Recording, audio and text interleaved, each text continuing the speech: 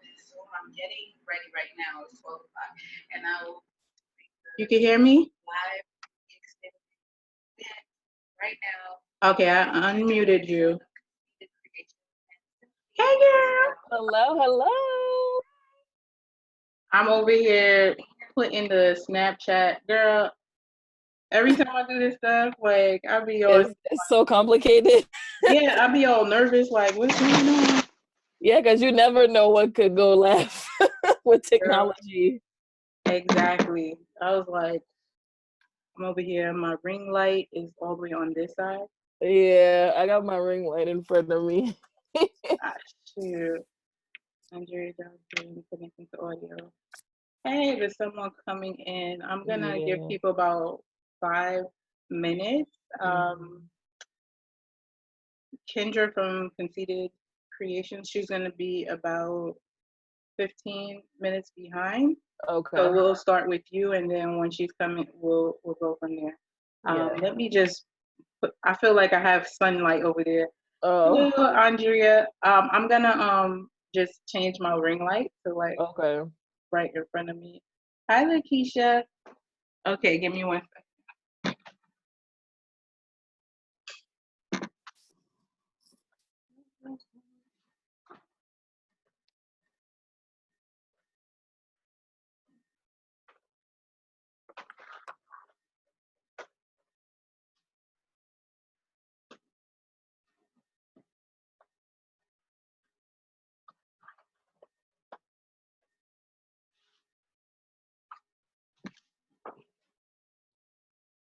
I don't know why it looks so blurry. I don't know. Did you clean your camera at the top? Good. Let me clean this blur. Oh. Like it looks okay. It looks good. Okay. Yeah. Okay. Yeah. Hi. So let me make sure I got the time on right. Okay. 3:03. 2 more minutes. All right.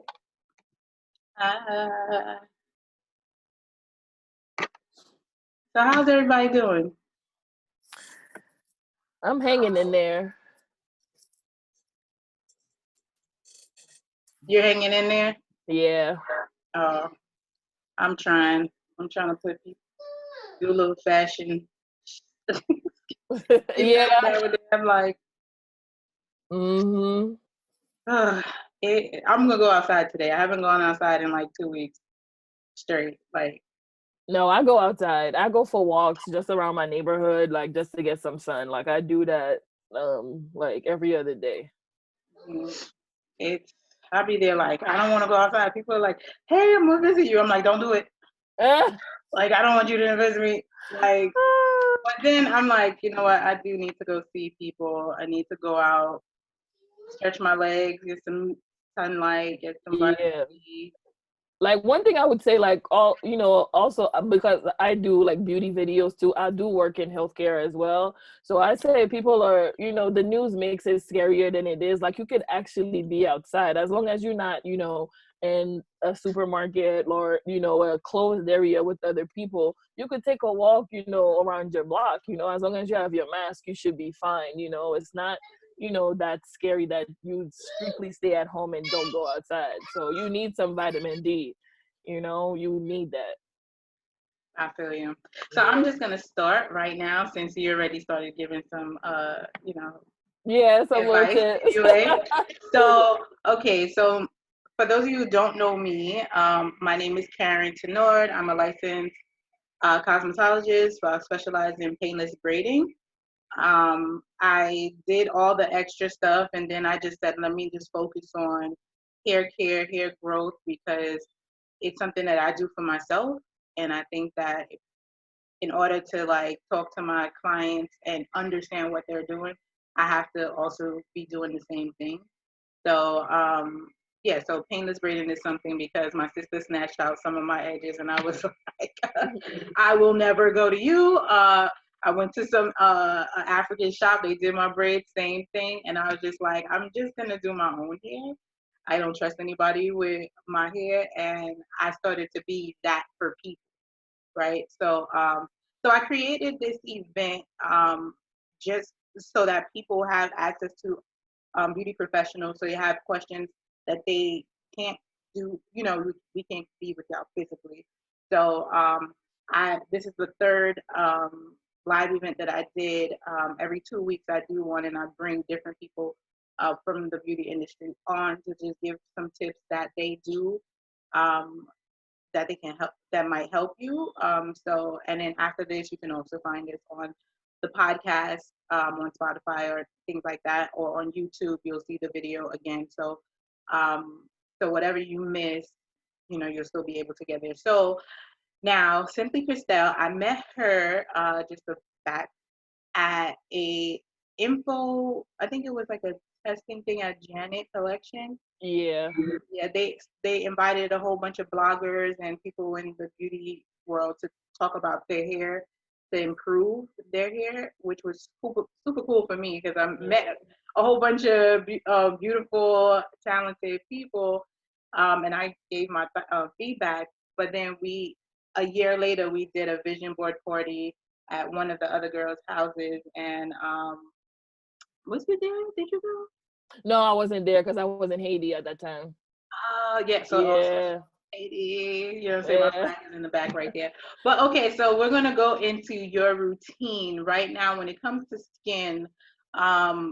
Crystal, like what did you do prepare today? Right. Okay. So just want to introduce myself. My name is Christelle and I go by Simply Christelle on Instagram and YouTube.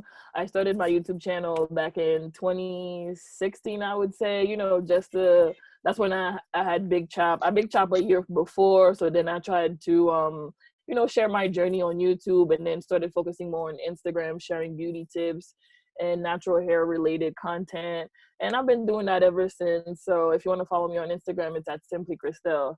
So in terms of beauty tips, I really do a lot of at home,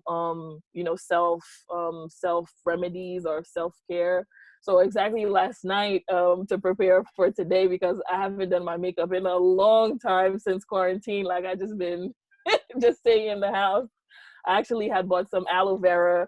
I bought an aloe vera leaf and then did a quick little mask. I put some honey in it and some lemon just to brighten up my skin, and did a mask and left it on for like 20 minutes, and it felt really good on the skin. So aloe vera honestly is my go-to for everything, for skin, for hair. Like you can put it in anything, leave-in conditioner. Like I use aloe, yeah, you could drink it, like I use aloe vera a lot. So that was my little mask that I did last night before bed. I whipped it up and then put it on my face 20 minutes, and my face felt really good. So I keep it simple. I try to keep it simple as much as I can. But I do splurge here and there, my little products. But last night I kept it simple, home based, and it felt good on my skin. Okay. All Yeah. right. So when it comes to your signature, like what is something, let's rewind that. What is something that someone can do to, I guess, elongate their products? Like if you're doing your face and you want it to look like it's done, but you're not trying to use as much product, what would you suggest they do?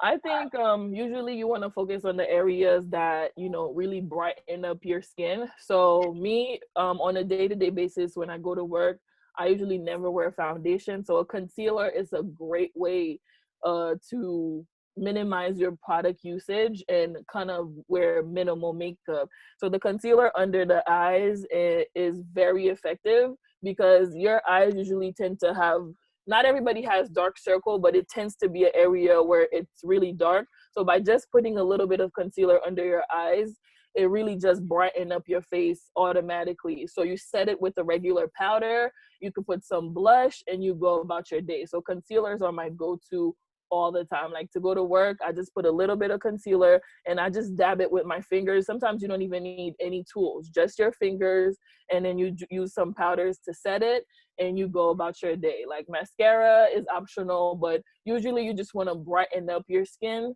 and the concealer does that fabulously. So what concealer would you suggest and setting powder? So my go-to from the beginning, like honestly, is the LA Girl Cosmetics concealers. Like they're $2.99 at the beauty supply store. Until this day, I kid you not, nothing compares to these concealers. Like you could put, like I've tried, like well today I use like the Born This Way concealer, but my go-to has to be the LA Girls concealer. I have all the colors, like I rack up on them when they're on sale. And then for setting powder, I usually use the what do you call this one? It's at Walmart. The Airspun setting powder, and also the Revolution Makeup Revolution luxury baking powder, very inexpensive. The Revolution Makeup Revolution baking powder is really good. It's I have it in two colors. I have it in the banana one for my complexion, and then also I have it in terracotta when I'm doing darker complexions for clients. Really good setting powders. So you can't go wrong with those in terms of good pricing and affordable makeup. Right, because I know um, back when I used to put on a setting powder, it's certain things like with flash, you know what I'm saying? If you're trying to take a Yeah. cool little picture and you put some flash, it looks crazy. So those are good for that. Yeah, those are good. They don't flash back, and I've been using them for a long time. Yeah. Oh, They're good for that. Yeah. okay, so another thing that I wanted to ask, like when you apply your lip, um, I see a lot of people do this where they don't use liner. Like, Mm. um, can you explain like the lip? What's Well, the perfect lip? it's it's a preference. It has to be a preference because it depends on what you're wearing. Because you got to think about your complexion sometimes. Like when you're wearing a lip, like today the lip that I wore, that I'm wearing right now, it's by Anastasia. It's called Ashton. So this is very close to my color. Like I feel like it would wash me out if I didn't wear a liner with it. So I did pair it with the chestnut liner just to give my lips some dimension. So when you want to give, like if your lips are not on the fuller side and you want to give your lips more dimension, more fullness, I would always recommend wearing like a liner. But a liner is not really necessary all the time. It depends on your complexion, and if the lip is closer to your complexion, I would recommend wearing a liner just to accentuate the lip itself, the color itself. But if you don't have if your complexion is not close to the lippy, you don't necessarily have to wear a liner. So it's based on preference. Like, what are you trying to achieve? Do you want to do like something complicated when you're shading in with a liner, you're creating a different color, or you're just going about your day, you just want something simple on your lip? It's like, what are you trying to achieve first, and then you decide, like, am I doing a liner or am I doing without a liner? So I originally had put this on without a liner, and I'm like, wow, it's kind of washing me off a little bit, so let me add a liner. And I'm like, oh, okay, it looks better. Like, you kind of have to test it out a little bit and see what works for you. So yeah, that's how I go about it. All right, so I, okay, so when it comes to lashes, well, I have long lashes. I have lashes that curl, right? Hmm. So sometimes I feel like I need to put the fake lashes on because everybody else is doing it, but then I'm Yeah. sitting there struggling. Like, I'm like, look, I just got glue all over my eyelid trying to Girl, figure it out. Like, what is a tip that you can give people about applying a lash? girl, the lashes are a struggle, like struggle bus all the way. So me, I've struggled a long time. Like I could, when I'm doing clients, I could easily put a lash on the client, but for myself, I was never a lash wearer. Like I always resorted to my natural lashes. But sometimes when you do your dramatic looks, or you go into an event when you know there's a lot of lights, you need the dramatic lashes. So one tip I learned from oh, I can't remember her name, is she's on YouTube, and she said you usually have to have like a small little mirror, you know, like you could have a big mirror, but the small little mirror, and like you tip your head like you're looking down at the mirror, so you could actually see your line, like the actual line of your lid, and then with your tweezer you kind of have to just drop it on that line. Like when you hold it down like this, you could actually see the line of your lid, and it's easier for you to drop the lash on there. But honestly, like that was it was useful, but it's also like practice. Like you gotta keep practicing. Like practice makes perfect. Like it took me a year, like almost a year and a half, to master putting that lash down. It was a struggle. Like I just kept doing it, and became more comfortable at it. But that little tip of holding the mirror like underneath your eye, so you could actually see the full eye, and you drop the lash on there, was really helpful for me. Okay. So Yeah. now, what? Okay, so to make your eyes pop, like, I don't know if Andrea or Woodline wanted to hear this, but you can also type in any questions that you have, or you can unmute yourself, and then you can ask your questions. Mhm. Because I wanted to make sure that I'm answering questions that y'all might really want to hear. Um, so with liner, like, is there a specific brand that people can use with making your eyes pop, or Um, you suggest? yes. In terms of liners, I my go-to is the NYX liner. It's affordable, and they have it in the matte form, like when you want like your liner to be super dry, or you could have it in the glossy form, like if you want it to kind of shine when you do your liner. It's super affordable, and it's very, very, very dark. So you get a really good application, and the tip is really small, so you get a really good very, it's very like you could easily like brush it and get a really good application. So in terms of liners, like you really got to think about the shape of your eyes, like if you have a hooded eye, or yeah, so if you have hooded eyes, it's kind of difficult, sometimes for people to do their liners, because you don't want to go over, the little hood here, because it's gonna look like your eyes are too big. So for hooded eyes like I have, you kind of want to keep it like, just like the outer area right here, not go too far. Like I cannot do like those dramatic liners that go like the Nicki Minaj liners. I can't do those. Like she has really dramatic liners that go almost to the back of her head. Like I can't do those. Yeah, it's too much for hooded eyes, but you kind of want to keep it simple. You can start short. Like when I started doing liners, I saw a lot of good tips on YouTube. Like you kind of want to like start by dotting, do a line and then connecting it. And then, just kind of want to like you keep it at an angle when you're doing, the little wing. The wing part is the most difficult. Again, it's very much like practice. Like you gotta see, your eye shape and what works for you. Because me, I tend to have like my eyes go like this. So when I make my liner go higher, it makes my eyes smaller. So I kind of keep it straight. So it kind of like exactly what do you want to achieve? Do you want bigger eyes? Do you want like smaller eyes? So I kind of want my eyes bigger, so I keep the wing shorter.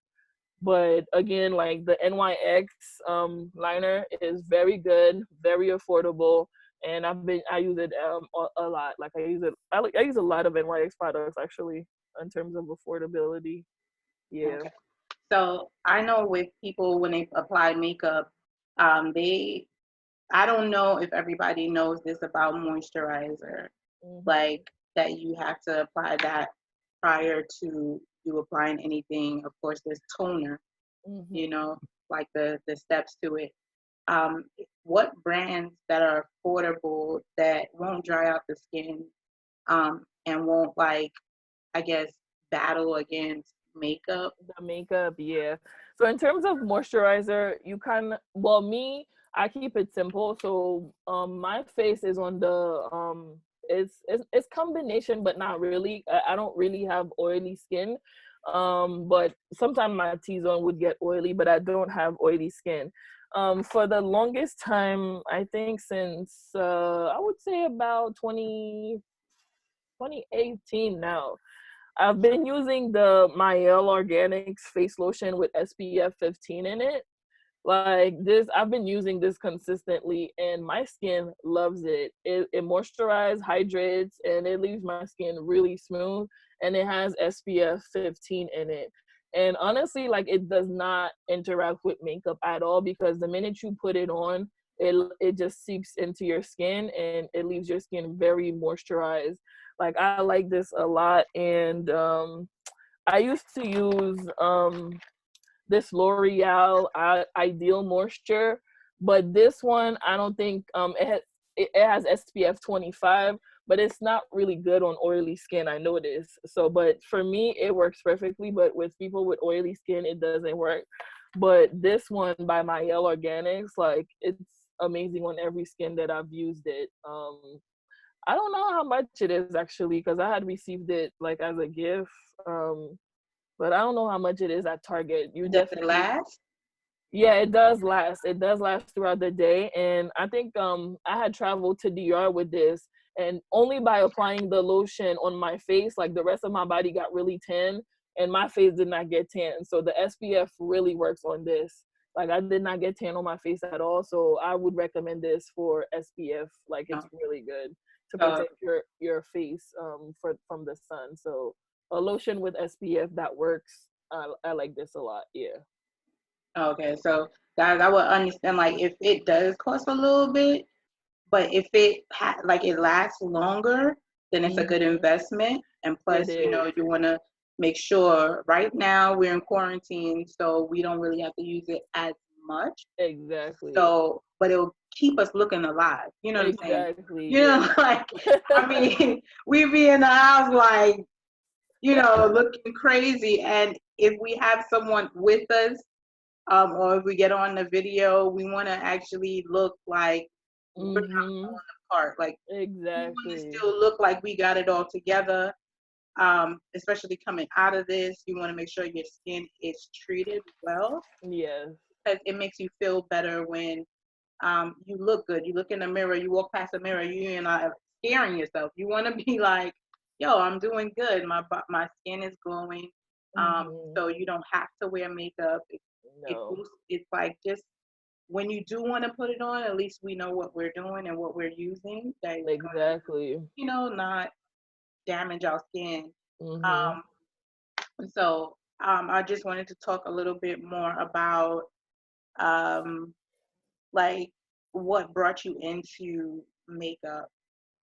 Honestly, what brought me into makeup is I wanted to learn from myself, but then when I realized like it was becoming so big that I was just like, hey, like, do I really want somebody to do my makeup, like pay somebody to do my makeup every time I'm going out, like if I want a face beat?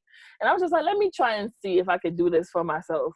And then I started playing around with it, and I was just like, oh, like I could actually do this, and I started getting more interested and going to events and buying different palettes and playing around. And I was just like, wow, I really enjoy doing this, because like when you transform somebody and you actually see their reaction when they see that final beat, it's like, oh my god, like I didn't think like I could look like this. I could never do my makeup like this. It's that initial reaction that brings you all the joy, because you make them feel good. Like that sensation, like aside from just me learning from myself, is that joy that you get, once you do somebody's face and they're so happy with the result. Like that feeling never goes away. Like every time like I do it, they're like, oh my god, like is this really me? I'm like, yes girl, it's you. Like you've been it, you just got accentuated, like all this was there. So you got to believe in yourself,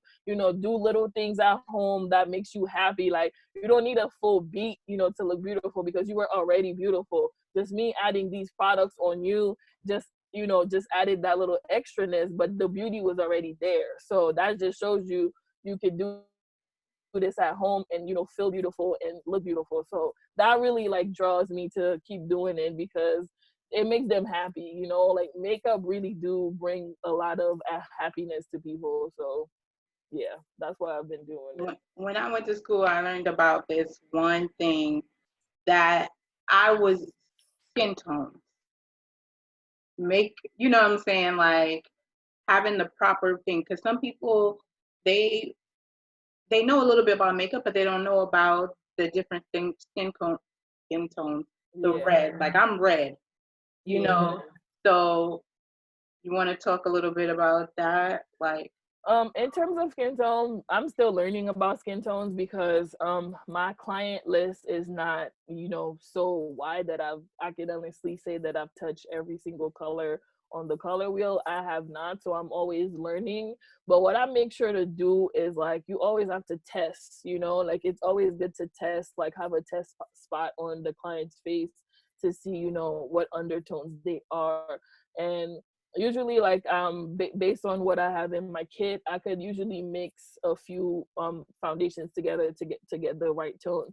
Like not everybody can do it, like it depends on the client. Like I'm not 100% an expert at it at all, but a few times when I noticed that I didn't have the color, I was able to mix, you know, foundations around to get the desired skin tone. So it's very important to have a little patch test on your client's face to see, you know, if it's the correct undertone.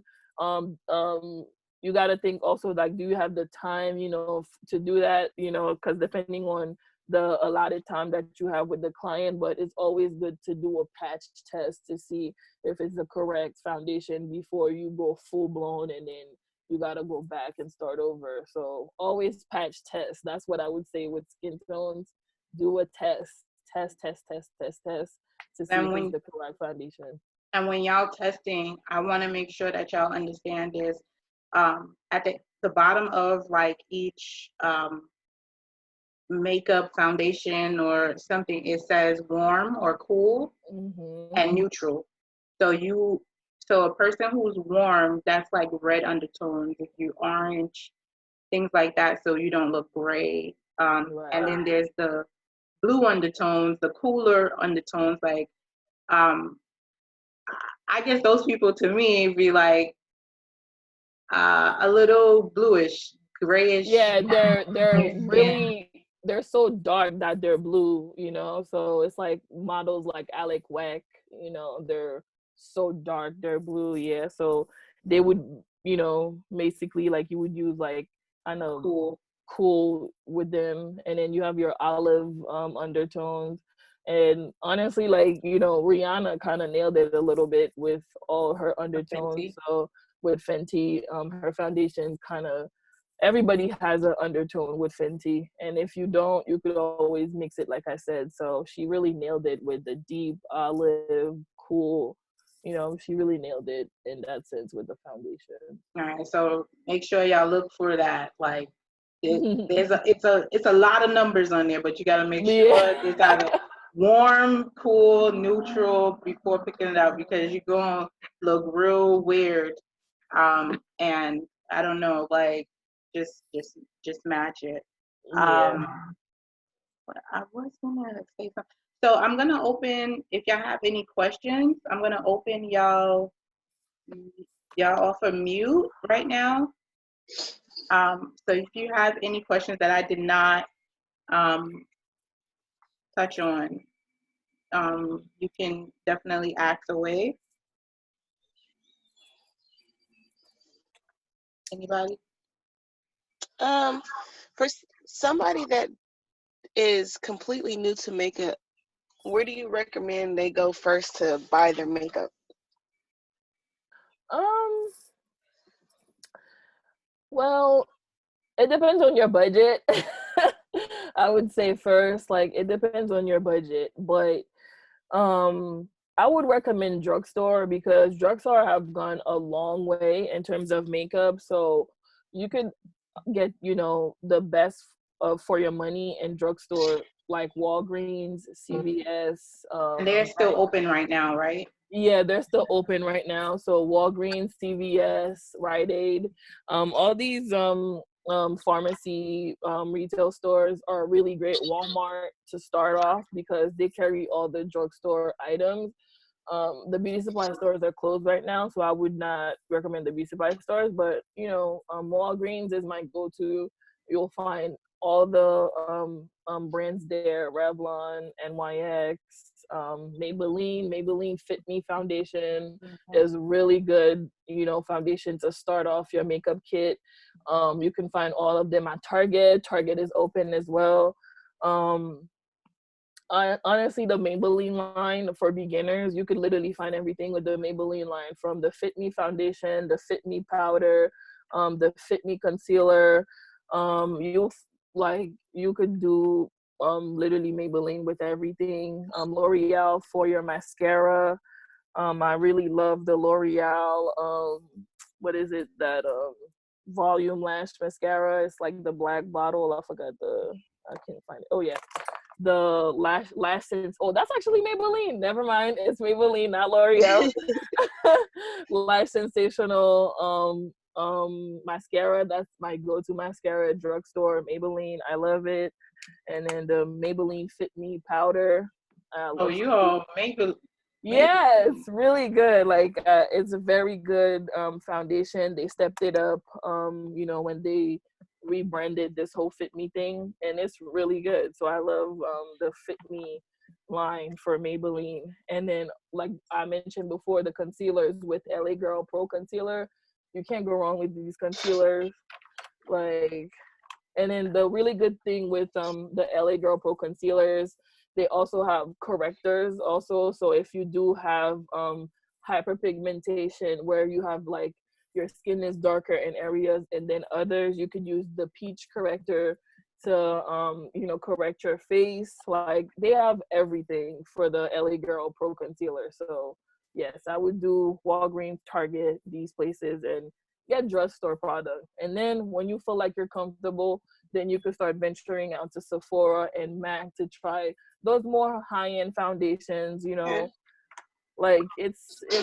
they're good. The quality is really good, but if you don't have the coins to spare, for brand high-end foundation, like the drugstores, they do the trick and they last. So yeah, that's what I would recommend.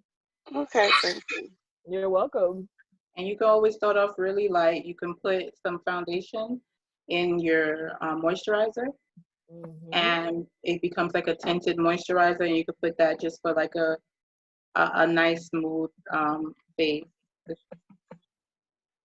Woodland wants to ask a question. Oh, you can. Hey, ladies. Can you hear me? Yes. Hey, ladies. How y'all doing? Oh my God, my fellow queens in the house. Okay. We can't see you though. Huh? We can't see you though, but I'm a hot mess, so no problem. So my question is, I understand skincare routine is very important because a lot of people don't have perfect skin. Some of us have breakouts. Some of us have pre-existing conditions that causes us to break out. What would you recommend in terms of skincare routines, how we should look into finding the right type of cleanser or moisturizer and stuff like that before we start applying makeup? Because I know some people, they may have allergies to certain chemicals in the makeup. I don't know if there's a suggestion that you can make in terms of proper skincare. Yeah. I would say, well, if you do have pre-existing conditions and you already have some skin issues, it's always good to consult your dermatologist because they could definitely, give you a better understanding of what is, your skin going through. But if, they would prescribe you medication with, chemicals in it that most of us do not want to use. But if you don't want to go that route, there's a lot of, drugstore items that are for sensitive skin and whatnot. So I would use a lot of the products that are, you know, sensitive, that are for sensitive skin, but also has things like salicylic acid. Salicylic acid is very good in terms of, you know, like exfoliation. Like it's in smaller dose in most of products, but it's really good to prevent breakouts, and every product that has it usually combats breakouts. So I use cleansers with salicylic acid in it. So you got to be really careful. If you do have sensitive skin, it might cause some irritation a little bit, but it prevents breakouts. It's good to exfoliate your skin, to keep your pores, you know, open, so to prevent breakouts. So I would recommend that. And then also, like, when you're done, you also need to have like a good night routine also. So when you use like moisturizers or serums, you want to have some serums with what's serum? It's hydro, wait, what's the name of it, but it's hyaluronic acid. Hyaluronic acid is amazing. Like, I try to use hyaluronic acid at night. Like, it's a serum. It's really good for all skin types, you know. You could find it really in different brands. Me, I was using recently like Aussie Naturals hyaluronic acid serum. It's really good. It has vitamin C, E, and it's good to maintain, you know, like a balance on your skin. Like it balances off your skin at night, so that the next day you wake up with like very like supple and smooth skin. And it's good for all skin tones. So hyaluronic acid is really good. But I would recommend, you know, very like consulting your dermatologist, and then try these, you know, remedies or at home, you know, treatment yourself afterwards. Yeah. Thank you. You're welcome. Okay, great questions. If y'all have any other questions, I'm going to move on to Kendra Wilson of Conceited Williamson of Conceited Creation. Thank you so much for that, Christelle. Oh, you're welcome. I was learning a little bit too, so okay. So now I'm going to move on to Kendra. So I met Kendra at, I think it was a charity event. We was helping out was it the youth? It was something. We was doing people. Yeah, it was something with the youth or women. It was like years ago.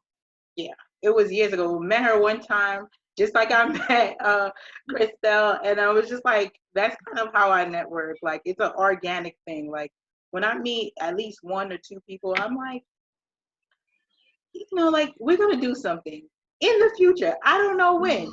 Years later. Yeah. And I think this was like maybe 6 or 7 years ago. Yeah, it was a while ago. Okay, so we met doing hair. That's what it was. And then I started following Kendra, and I seen that she was into crochet. And I just learned about the whole visible parts, okay? And she was already like this pro in visible part. And like, what led you into, well, you could introduce yourself, but what led you into starting the path of like crochet? Okay, so I am Kendra from Conceited Creations. I am an Atlanta-based stylist. I still travel to New York to service my clients there. My main objective is healthy hair care through protective styling. So that is either crochets, that is either weaves, wigs, braids, whichever you choose that'll fit your lifestyle. I got into crochet, actually, my daughter was 2 and she's now 9. So that was 7 years ago. And it just started getting big. And I wanted to give my clients a different look on, you know, just something different than the regular sewing and weave. And I was able to achieve that through crochets, but still give you that weave look.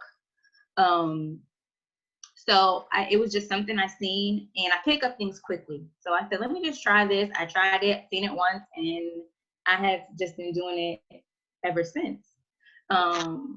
and it's a great protective style if done correctly and maintained correctly, as in any style. It can be good and it can be bad. Yeah, so that's pretty much what I did in the market. Okay. I mean, I do a little everything, but yeah. Yeah, I've seen that you done transitioned into wigs and stuff like I've that. gone back. Yeah, I started out doing wigs and weaves, and I just left it a little bit, and now I'm starting to come back. Okay. So now that we're all in quarantine and, you know, people can't get to us, right? Like, and they're going to have to either maintain, because I know some of your clients probably already had crochet, they have to maintain their crochets, or people looking to do crochet just to get by, you know, Yeah. like what do you recommend for one, the person who has to maintain that crochet to get the lasting as much time in as possible, and two, people wanting to do it, like what type of brand, what type of hair should they start off with? So as far as maintenance, it honestly depends on how your hair is installed. Because how it's installed will give you that extra week or two with your style. I do not like my clients going over 6 weeks, and that is like pushing it for me. But with this going on, I pretty much just told them that you need to keep up with your scalp cleansing. And what I mean by scalp cleansing, you can use Sea Breeze, which is like an old school product that we've used years ago. Apple cider vinegar and water. And, you know, just you could put it on a cotton pad and just, you know, go over your scalp, you know, lightly. Cantu has a scalp rinse that is really good and it's inexpensive. That's a really good product. Yeah, that's a really good product to use to maintain your installs while we are stuck in the house. I know Amazon is like really late when it comes to shipping, but when it's in Walmart, it's in Target, it's I mean, apple cider vinegar you can get anywhere. So when you're at the grocery store getting your food, pick some up and just use some water. And that'll just clean your scalp, because whatever style that you are in, whether it's in quarantine or not, you need to clean your scalp. Like, I don't know how much I can stress on this. Like, you're not going to get hair growth. I mean, your hair's going to grow regardless, but you're not going to have a healthy scalp if you do not wash your scalp. Like, I don't know where the myth came from, like dirty hair grows. I don't know where that came from. I think it's like the dreads, you know, how long dreads grow and stuff like that. Yeah, but and I have to like stop that myth, because your hair is gonna grow regardless, unless you have like alopecia or just some medical condition that's gonna stop it from growing. Your hair is gonna grow regardless of what you do to it. Is it gonna remain healthy? No, it's not.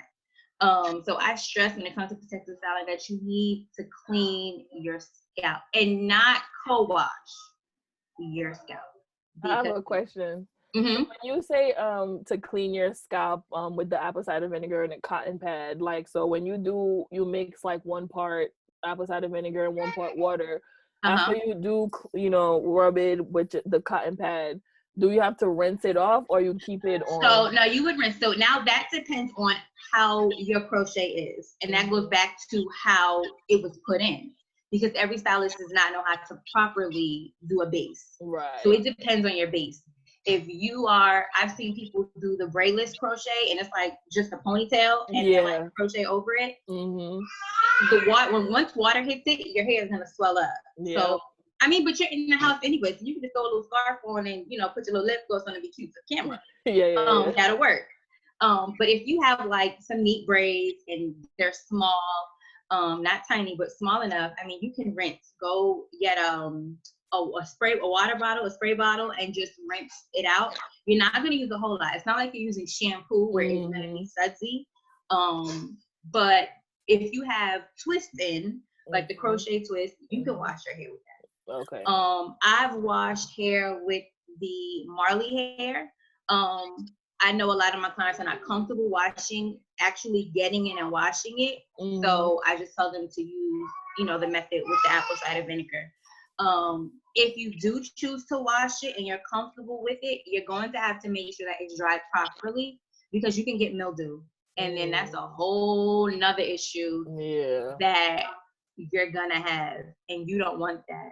I know a lot of people during quarantine, like myself, have started working out and sweating our head. Girl. And if you are someone who sweats in your head, I try to tell my clients, don't do styles that are gonna have to stay in for long. I'm trying to get them to wigs. Like I'm really trying to push them to the right, because then you could do the cornrows and then because pop it on, pop it off. You can do the cornrows. You can wash your hair. You can do all of that stuff. But I'm trying to get people that way. But if you work out and you sweat in your head a lot, you're gonna have to clean more often. And I mean, normally we're supposed to clean our hair every 7 to 10 days. Normally, every single person, 7 to 10 days is what you are supposed to do. Like everybody. I know that's not realistic. It's not realistic. It doesn't happen. It just doesn't. The average person is not going to wash their hair. I mean, I do, because I'm on a strict, healthy hair care regimen. Very strict. Because I want healthy hair. I want long hair. I want healthy, long hair. So I'm very strict with my hair care. I try to be that way with my clients. But those are just a little bit of things that you can do during the quarantine to maintain it. Get a cute scarf. Yeah. Not many people are like, like cute little accessories. I know a lot of people, they're on Instagram or Snapchat, so people are going to see them. But there's a lot of people that are doing those bands with the braided ponytails now. I've seen them all over Instagram. Those are cute. It's something quick. Right. Get a cute little hat. Do something cute. Throw a filter on. When my hair is not cute at home, we tell you, filters out. I'm throwing a dog filter in a second, honey. Right. Okay. I got me my LED light. Because with video, you can't throw on a filter. It is what it is. Yeah. So you either, like you said, put on a hat, or like put on a good scarf, or push it back. But it is cool. Like I think you touched on it, where people need to be mindful of what hairstyles they have, because they want to get the length out of it. Like like some people do a hairstyle and it literally is supposed to last like a week or two. Yeah. Why you asking, mommy? I put on you. It's fine. So it's like a week, and you're like, I'll look at my clients, I'll be like, take out your hair. Take it out. I'll be going through Instagram like, yes. You be stalking your clients like, girl, I'm gonna need you 3 months. Like it's gonna turn into dreads. Like it just don't look right. But there are certain hairstyles, of course, that they can do. You recommend the wigs because you do sell wigs as well. Box braids are great. You have box braids that'll last you long. The only thing I've noticed with people, and this is with any style, you'll get the style, but then you forget your hair. And it's like, that's I'm gonna need you to still wash it. There's things that you can do to combat frizz, but I also need people to understand when you have our hair textures, 3, 4, I hate texture typing, but type 4, type 3 curl patterns, our hair's gonna frizz. Yeah. Embrace it. Okay. It's gonna frizz. So if you get braids and you wash it, I mean, you could put leave-in and a little bit of gel in it to help with the frizz, but it's gonna frizz. But would you rather have dirty hair that looks okay, or you want healthy hair? Because the braids gotta come out eventually. Yeah. So it's like, which one are you gonna choose? Are you gonna go backwards in your hair care journey and now you have a mess? So it's like you kind of have to choose the lesser of two evils. Which one do you want? But braids are a great style. Sorry, that's my baby. Braids are a great style for quarantine. A lot of people know how to do braids. I try to be against YouTube University. You know, everybody calling YouTube and they want to be their own hairstylist, and it's good for some people. Yeah. It's good for some people. Listen, I learned how to do my eyebrows from YouTube, so YouTube is helpful with certain things. No, it does. Like I learned a lot. Yeah, it's great with certain things, but you gotta know your limits. Gotta know your limits. Like I know I'm not about to wax my brows just because I see somebody do it on YouTube, because I'm not gonna have no brows. I know my limits. So I mean, you can go on YouTube and learn quick weave styles, quick wig styles, quick crochet styles. You can join a bunch of crochet Facebook groups. A lot of people are really helpful. I've just started doing virtual consultations, so I'm open to helping people learn how to do their hair while they're home, because they can't get out to a stylist. A lot of states are not open. So I'm offering one-on-one, and I'm literally sit there and just help you as much as I can. Yeah, I mean, it won't look salon worthy, but it'll be cute for your man or your girl or whatever. Yep, that's right. You'll be cute. I mean, because they only want to see the front anyway. So I mean, right, whatever you do in the back is fine. Yeah, as long as you got the front. I mean, real focused here. We've done box braids in the front, the back, the side, and in the middle was what it was. So we it's no different from being now here stuck in the house. So work with what you got, but make sure it's still healthy, because when you go back to the salon, don't complain when you got to cut half your head off because you messed it up. Work within your talent. Okay, what brands do you suggest when it comes to crochet? The easiest I would say is twist or the box braid, something that's already styled. Curly hair, if it is a very tight curl, that'll help you also. It's something that's easy. Free Tress has box braids. I know, I think Free Tress is probably the main one I could think of. Or no, I think Sensational has one. They have a few. But I mean, any crochet box braids, any crochet twists, any crochet locks will get you through the quarantine, because even if your hair gets fuzzy or messy, I mean, it's locks, it's box braids, it's still gonna look cute. So some of those brands are good. Harlem 125, their brands. Those are some good ones that people can use, and they can order it offline. I don't know how long shipping is right now, but those are some things that you can order. They can order online. Okay, so now when you're talking about base, because you was like, what way is for like a beginner that you suggest for them to braid their hair down? Can they do twists instead of braids if they don't know how to braid? Yeah. So if you're someone who just does not know how to braid, and you can do 2-strand twists, you can just do a bunch of 2-strand twists and just connect each twist. So it's kind of like we call it a railroad, but it'll kind of look like a cornrow, and you can just do it that way. Or if you can just twist or plait, not cornrow, you can do the individual crochets. And you can just, again, go on YouTube and figure out how to do it, or you can message me. But those are easy. It's not hard. I have seen people do the braidless crochet, and they just do like a ponytail, and then they just crochet the curly hair into their hair. I have not tried it, so I don't know how good of a method it is. But I mean, this is just something for being in the house. So it'll hold you for like a week or two. Right. Like me, the ponytail method, I feel like that would probably be damaging. Like, because you can't get to it, you can't get to your scalp, you can't clean it, you can't grease it. And I don't agree.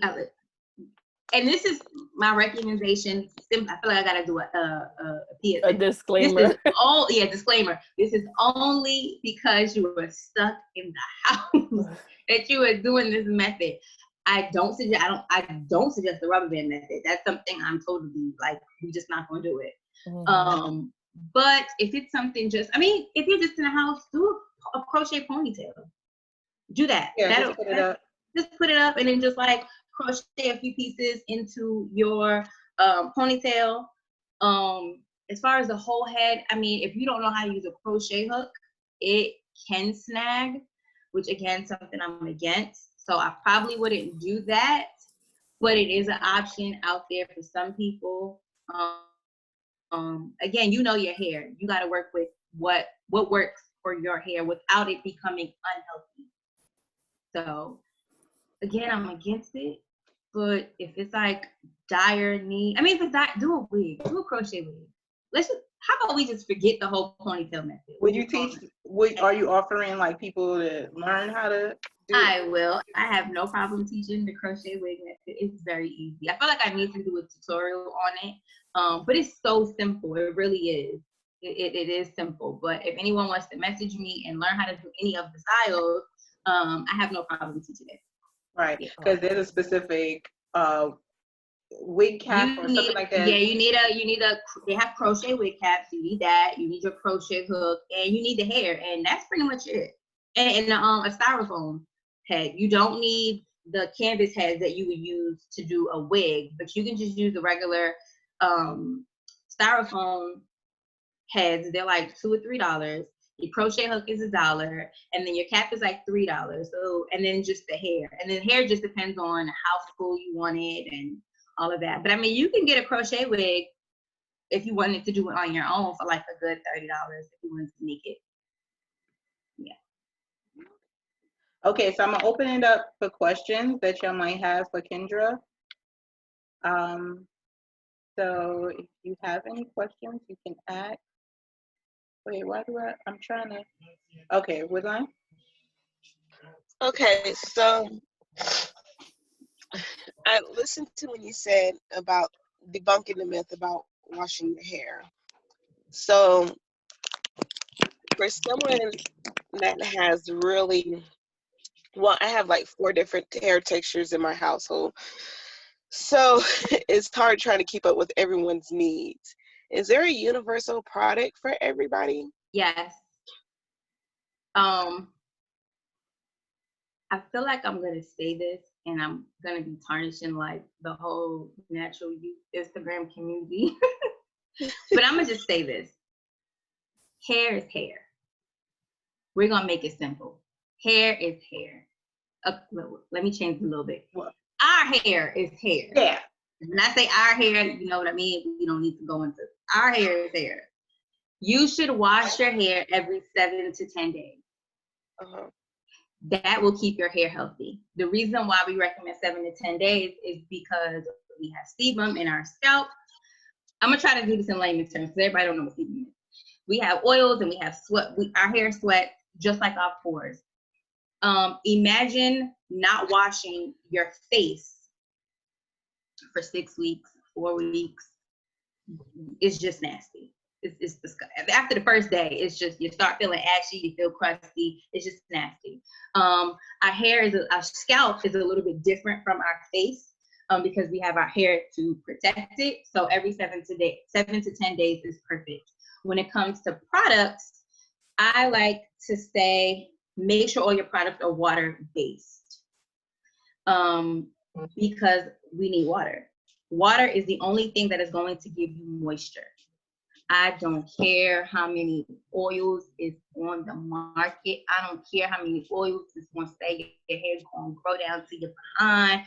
Oil is not going to moisturize. Moisture means water. Hydration means water. So you need a shampoo to first clean your scalp. Now there's different levels of shampoos, and I can do a whole video on that. But moisturizing shampoo will do the job. And that's for everyone, from a child all the way up to a senior. My baby is 1, and I shampoo his hair. I might shampoo his hair a little bit more than normal because he puts food in his hair. But just a regular water-based shampoo will work. Read your ingredients. The first 5 ingredients of a bottle is going to tell you what's in it. Don't look at the front of the bottle, because we see these products on the market and they look so pretty, especially in the Target section. They look gorgeous. They'll say they have this oil, they have avocado oil, they'll have coconut oil, shea butter, good for our tresses. No. If I'm trying to wash out oil, why am I going to add oil into it? That makes no sense. So you literally have to use common sense when it comes to product knowledge. Make sure all of your products are water-based. And then you need to follow that up with a conditioner. Your conditioner is going to replace everything that was taken out from the shampoo.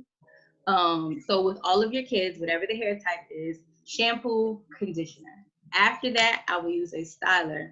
A lot of people, it's another thing that I'm about to break. A lot of people like using the lock method. If you don't wear extensions, weaves, or wigs, and your hair is just out as it is, I don't recommend the lock method for you, because you need to be manipulating your hair every single week with something. A lock method would work for someone who is in a weave or wig, because they're not going to be washing their hair all the time. So you need something to stop that friction in their hair. So I would recommend you using a little bit of an oil with them. I don't think your kids are wearing weaves or any of those No. things. So for someone like you, a typical regimen, I would say is you're going to shampoo, you're going to use your conditioner. You would use a deep conditioner with heat.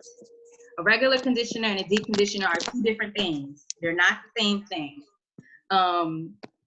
And deep condition with heat for a few minutes, it's kind of hard with little kids, but like with my daughter, I make it a cute spa day. So we'll just deep condition, we'll put a cap on it, and it will just go on it right out day, and then we'll just rinse it out later. My son, who is 1, I don't do that with him because he's 1. So I'll just condition, and I'll do a moisturizer. A moisturizer is something that should be used daily. I posted on my Instagram page and I think my Facebook page a list of moisturizers that I use. I only recommend moisturizers that are water-based. Again, water-based. Water cannot get into oil. And the problem with that is people are using oil every single day, but they're not using a proper shampoo to take out the oil. They're using a moisturizing shampoo, which doesn't cut out oil. You need a clarifying shampoo. So of course, there's a lot of products that you need to cut out that oil, but people are doing it every single day, and then they co-wash. And again, remember I said conditioner replaces what the shampoo takes out. But if you're never taking all of that buildup out and just putting more moisture on top of it, you're adding layers and layers and layers. And when you now have a cast on your face, no moisture is getting in. So now your hair is telling it, oh, I'm dry, because nothing's getting in. So now you have a dry scalp. And you're like, but I'm putting all these oils on it. It shouldn't be dry. You're not adding any moisture. You're not adding water. You're not doing any of that. So you're now hurting yourself more than you are helping yourself, even though this oil said it's going to make it grow. It's going to make it healthy. Nah, it's not. Because you're not using it right. After you posted the other day about the grease and stuff, and I was like, oh my gosh. Okay, so I went and I was like, okay, until I can go and actually go and buy the proper stuff, I don't know if I'm still doing it right. I just filled up a bottle of water, a spray bottle. And so now when I do their hair, when I'm parting their hair for the moisture, I try to do it like 2 to 3 times a week. So I'm not over moisturizing, and I spray it with water, and then I apply some shea butter. And is that okay for right now? So shea butter is kind of heavy, but right now we're in quarantine, so we can't get to the best products. My suggestion would be, like, when I meet new clients, the first thing I do is clarify their hair, and the clarifying shampoo is going to strip your hair. It's going to strip all of the bad stuff out, and I do that because I don't know what you put in your hair. But you're home. So the best thing I would do is take 1 part apple cider vinegar and 1 part water, put that over your hair and rinse it out. That's pretty much going to strip all of the buildup, all of the old oil that you had. And now you're starting with a clean slate. Now go in with your moisturizer that you're going to use. Shea butter is extremely heavy. It's still an oil, oils and butters. If you are using a butter and an oil, remember the next day that you try to use your water-based product, it's not getting into the shea butter. It's not getting into oil. It's not going to get in because you now have that cast on your hair. So now you're going to find yourself using the clarifying shampoo again, which is going to be extremely damaging to your hair. it's going to bring that pH balance all the way down. And as women, we know what happens when our pH balance is different and it's off. What happens? We start getting maybe a yeast infection because your body is telling you that your pH balance is off. Your hair is no different. Conditioner brings it back up to its normal level. But if you're blocking that, you're going to get a whole bunch of problems and we're going to be back to square one.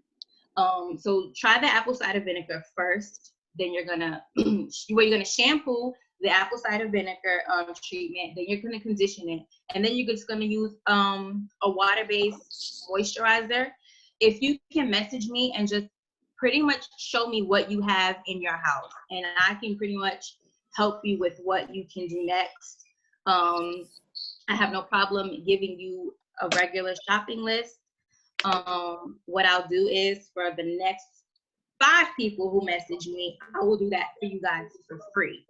And pretty much just give you a 45-minute call, and we can go one-on-one on what you would need to do and what you have in your house. We will work with literally what is in your house, and we will get your hair to where it needs to be while we're stuck in here.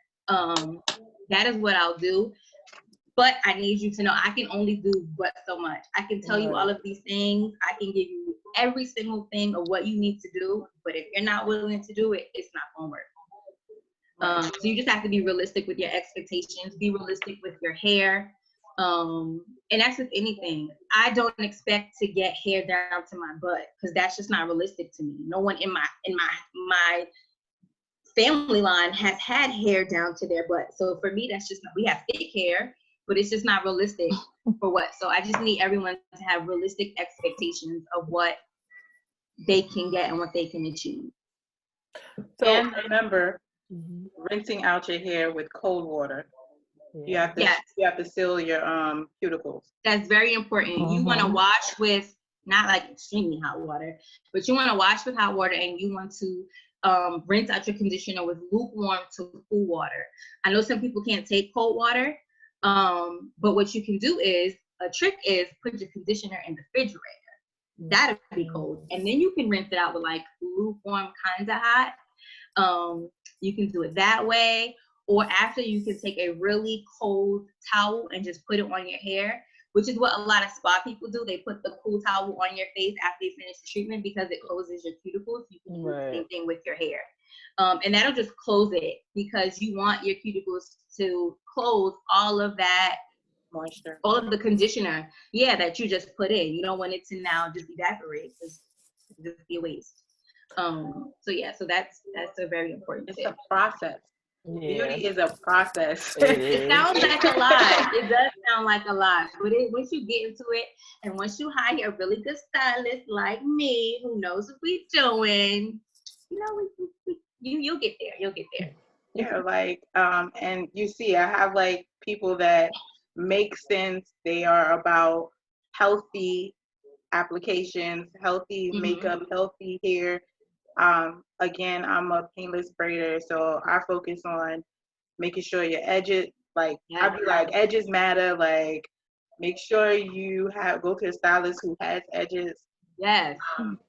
Because that is, like, that will tell you everything. Like, she ain't got no edges. Don't go. You know what I'm saying? Yeah, don't go to the stylist. Lord have mercy. And if you see her clients, do some research. Look at her clients. See if they hair has improved, if it's snatched, like what it is. Yeah. Talk to the clients. Like, I'll tell clients all the time, don't ask me questions. Here, I tagged all the people, all my clients are on my page.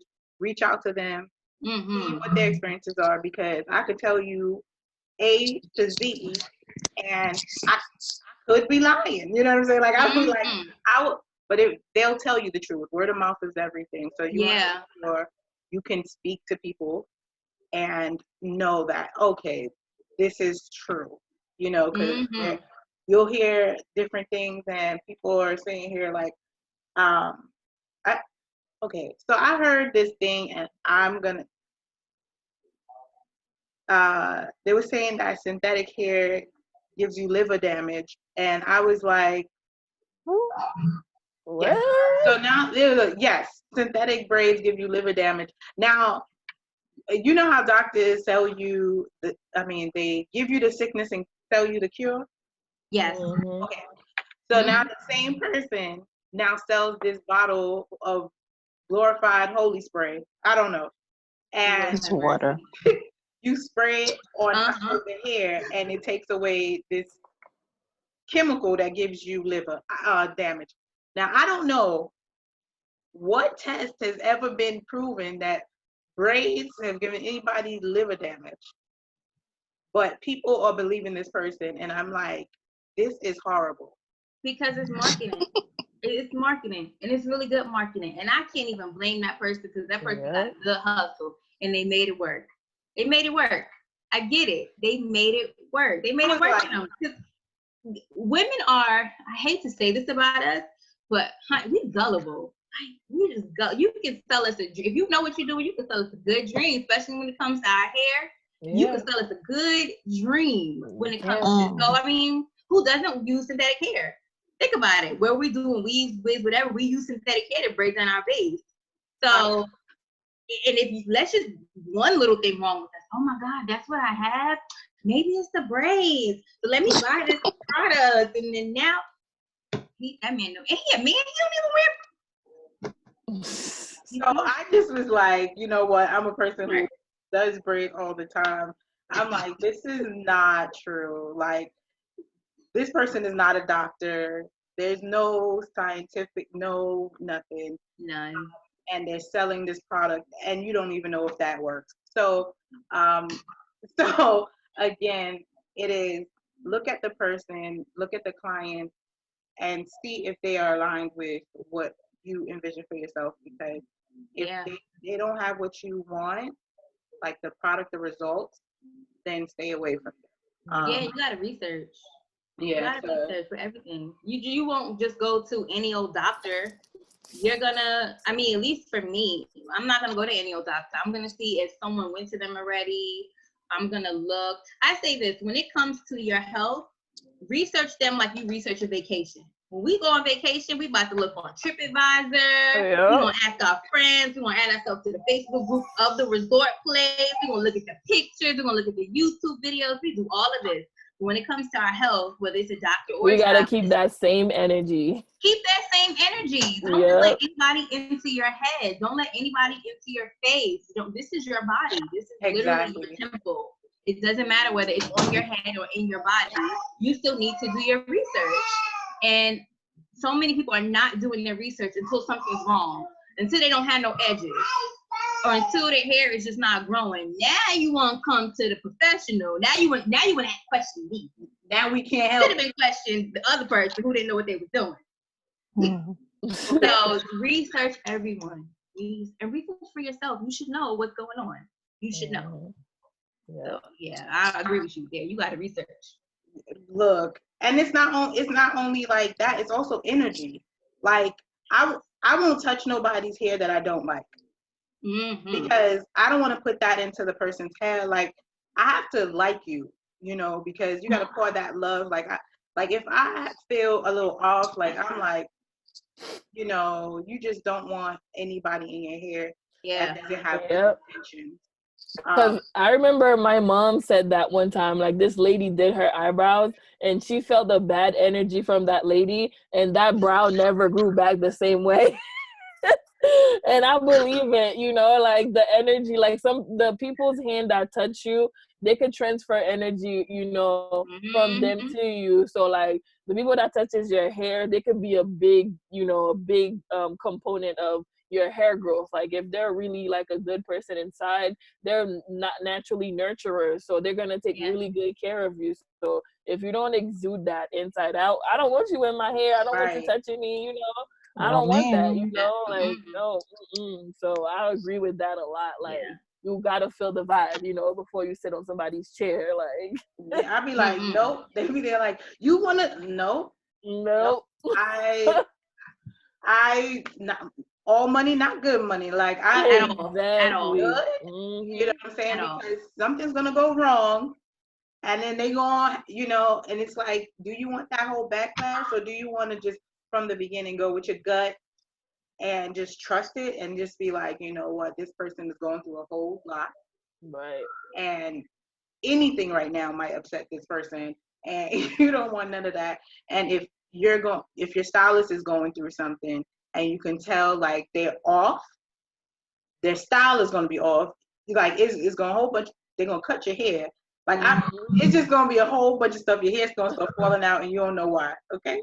Mm-hmm. You want to just trust the energy, and at least smile. Make sure they're smiling. A good joke or something like that, just to lift the spirits up. But yeah, I always pray before I do somebody's hair. I be like, Lord, let it be good. Because again, you got to protect the energy. You got to that it's really, I agree. wellness is everything, and it is everything you take in, everything you put on, and put in your skin, because the products, all the stuff. Tea tree is my oil thing that I go to. Tea tree, jojoba oil, and you spoke about Cantu. That's what I use. After I like wash my scalp and braid a client's hair, I put that through their hair, because it gives us a tingling sensation that stimulates blood circulation, which in results growth happens. I'll mention as a good tea tree. And Trader Joe's, they have a good tea tree shampoo. Really? Yeah. It's so tingly. It's just so. Yeah, like in terms of natural hair, like Trader Joe's tea tree line has been like since the beginning. How do I not know about? Yes, where you been? Yes. Yeah, like the beginning of the natural hair journey, everybody was using Trader Joe's tea tree shampoo and conditioner. The beginning, yeah, like since, I used to travel from Bed-Stuy all the way to downtown Brooklyn to Trader Joe's to get that. Like 2011, 2010, everybody was on that Trader Joe's wave. It's like Dr. Bronner's, that peppermint shampoo. That's my favorite. It's amazing for your hair. Your wash day is like, you don't never want to leave the bathroom. Right, and that's good when you could do it in the shower. Like, since we're all quarantined and home and we can't get to the salon, being in the shower, especially if you have braids or anything, and you just let that like shampoo and let that water flow through. It's a spa day. Right, like you just make sure you massaging your scalp. It will it feels amazing, especially with the right product. And I always tell my clients, it's a good tip. If you don't have a steamer, which I think everyone should invest in one, but go in your shower, turn on the really, really hot water, and you could put like some aloe vera juice in your hair and just close the door and just sit in the steam. And that will definitely add moisture to your hair.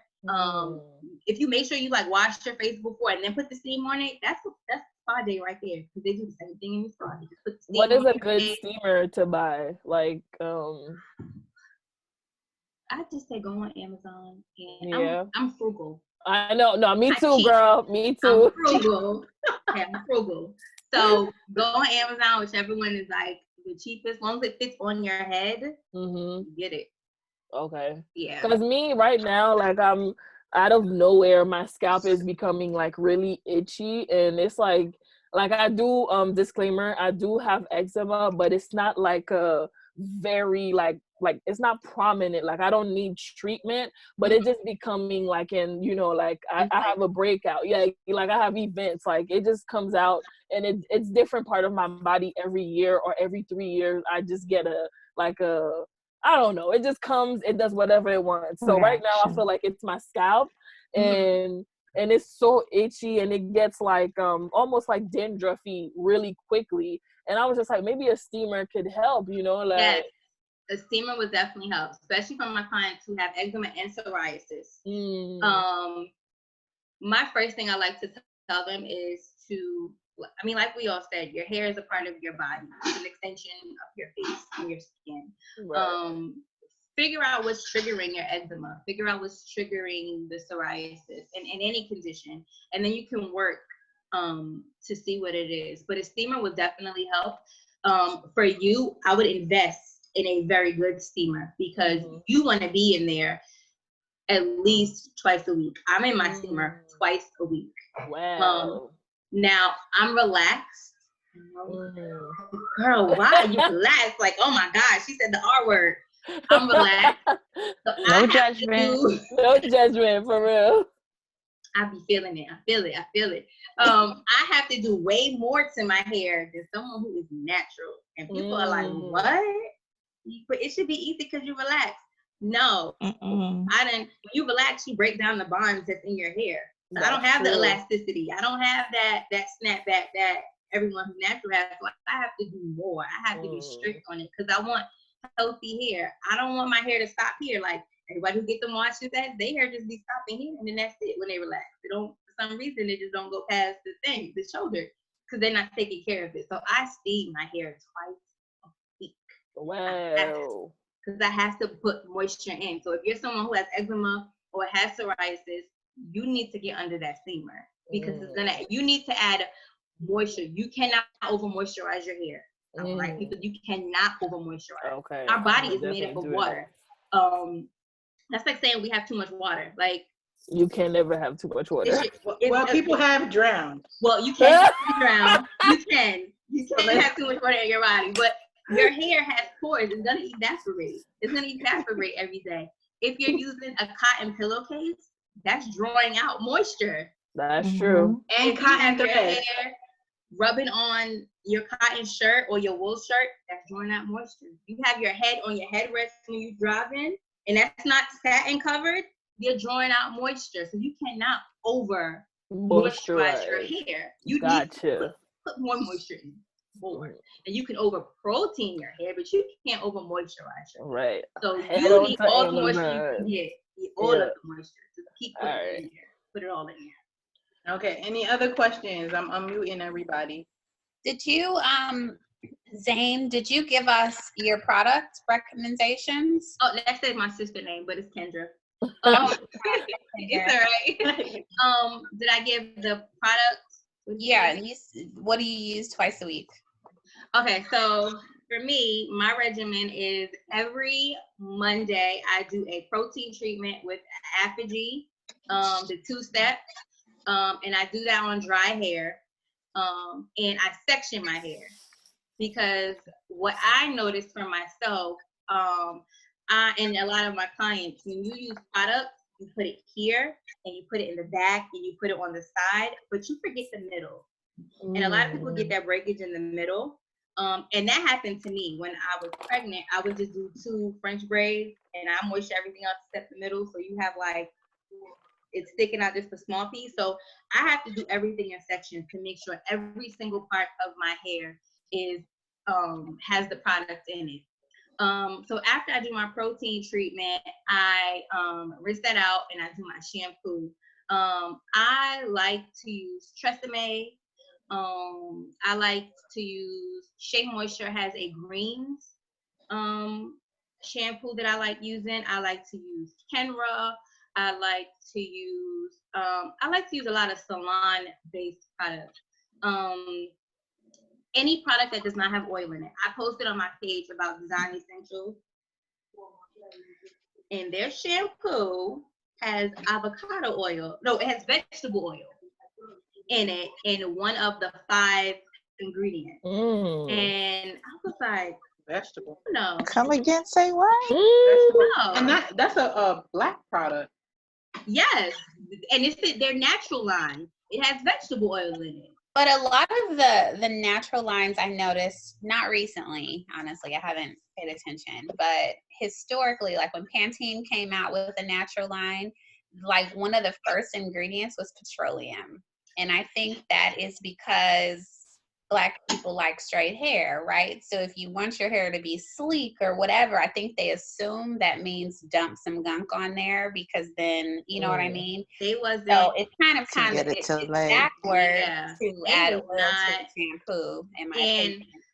The thing about petroleum and mineral oil, that goes back to the oils. We use those things and grease. Except there is one grease that I do recommend, and I can't think of it. It's Nature's Blessing. That's the name of it. Yes. That's a really good grease to use. I do not recommend any of the greases that have petroleum or mineral oil in it. Now, I say that with disclaimer again because I posted on my Instagram a big tub of Blue Magic. Now, I use that because I'm relaxed. So when I need to relax my hair, you need to base your scalp. Right. Not only do I base my scalp, I base the ends that were already relaxed, because when you relax your hair and you wash it, the relaxer is still going to go in this part, and you're going to have over-processed hair, which a lot of people who are relaxed notice, and that's how they get breakage. So I don't want any of that. So I will coat my hair with the Blue Magic everywhere that I'm not going to relax. Other than that, I don't recommend the juice because, again, it's going to block your hair. So after I shampoo, then I do a deep conditioner, and I use the Shea Moisture's Green Reconstructor. Do that, I put my heat cap on, and then I wash my hair out, and I'll use Carefree Curl, which is an old school product. They use it for jerry curls, but it has water and it has glycerin in it, which is an amazing product. You need your glycerin for a slip. All the natural girls need this product. Glycerin attracts moisture. Wait, The first product is water, and then the next ingredient is glycerin. It's going to give you that slip. I'm sorry. Carefree Curl what? Carefree Curl. It's the instant moisturizer. It's a yellow bottle, and it has the red letters. Right. I remember the brand. But you're saying you the use instant moisturizer. Yes, that's my daily moisturizer. I use that every single day. And then I just wrap my hair, and I don't use heat. I'm not a heat person, because you use too much heat, you're gonna get breakage again. And then every Friday, I'll do a moisturizing treatment, which is just my conditioner and my deep conditioner. I know I said earlier, do not co-wash, but I co-wash because Friday I'll co-wash, but then that Monday I'm gonna wash it out. That's only 4 days that it's in. If you're someone who does not wash your hair like you're supposed to, don't co-wash because you're not washing it out. So every product has its place in your hair, and you just have to know when to use that product, when to wash that product out. Someone who is natural with 4C hair does not need to use protein like I do, because your bonds are not broken. Unless you have color, then that's a little bit different. But your bonds are not broken, so you don't need a protein. Protein treatment is like a cast on your broken leg. You need it for a while, but if you keep a cast on for too long, what'll happen? Your bones will get weak, same as your hair. It's no different. So you don't need a protein treatment all of the time. And you just need to learn the difference between when to use moisture and when to use protein. The average person will probably not know that, which is why you should go to your stylist who knows the difference between the two. And she has a relationship with your hair. Do not chair hop, because they will not know when you did this last product, what happened this month, what do we see a change from this time to this time, unless you yourself are going to educate yourself on hair. If you don't have that time to educate yourself on hair, do not start chair hopping on other people, because they won't know you. It's like going to a doctor today, and the next week I go to a different doctor and they don't have your medical records. They don't communicate with each other. So you need to get a relationship with the stylist who knows what they're doing. And it'll work. That's just my hair regimen. Someone who is natural, like 99% of my clients, their regimen is something different, but their regimen will be different from someone who works out all the time. Their regimen might be different from someone who's a mom and who does not have time to do different things. So everyone's regimen is going to be different.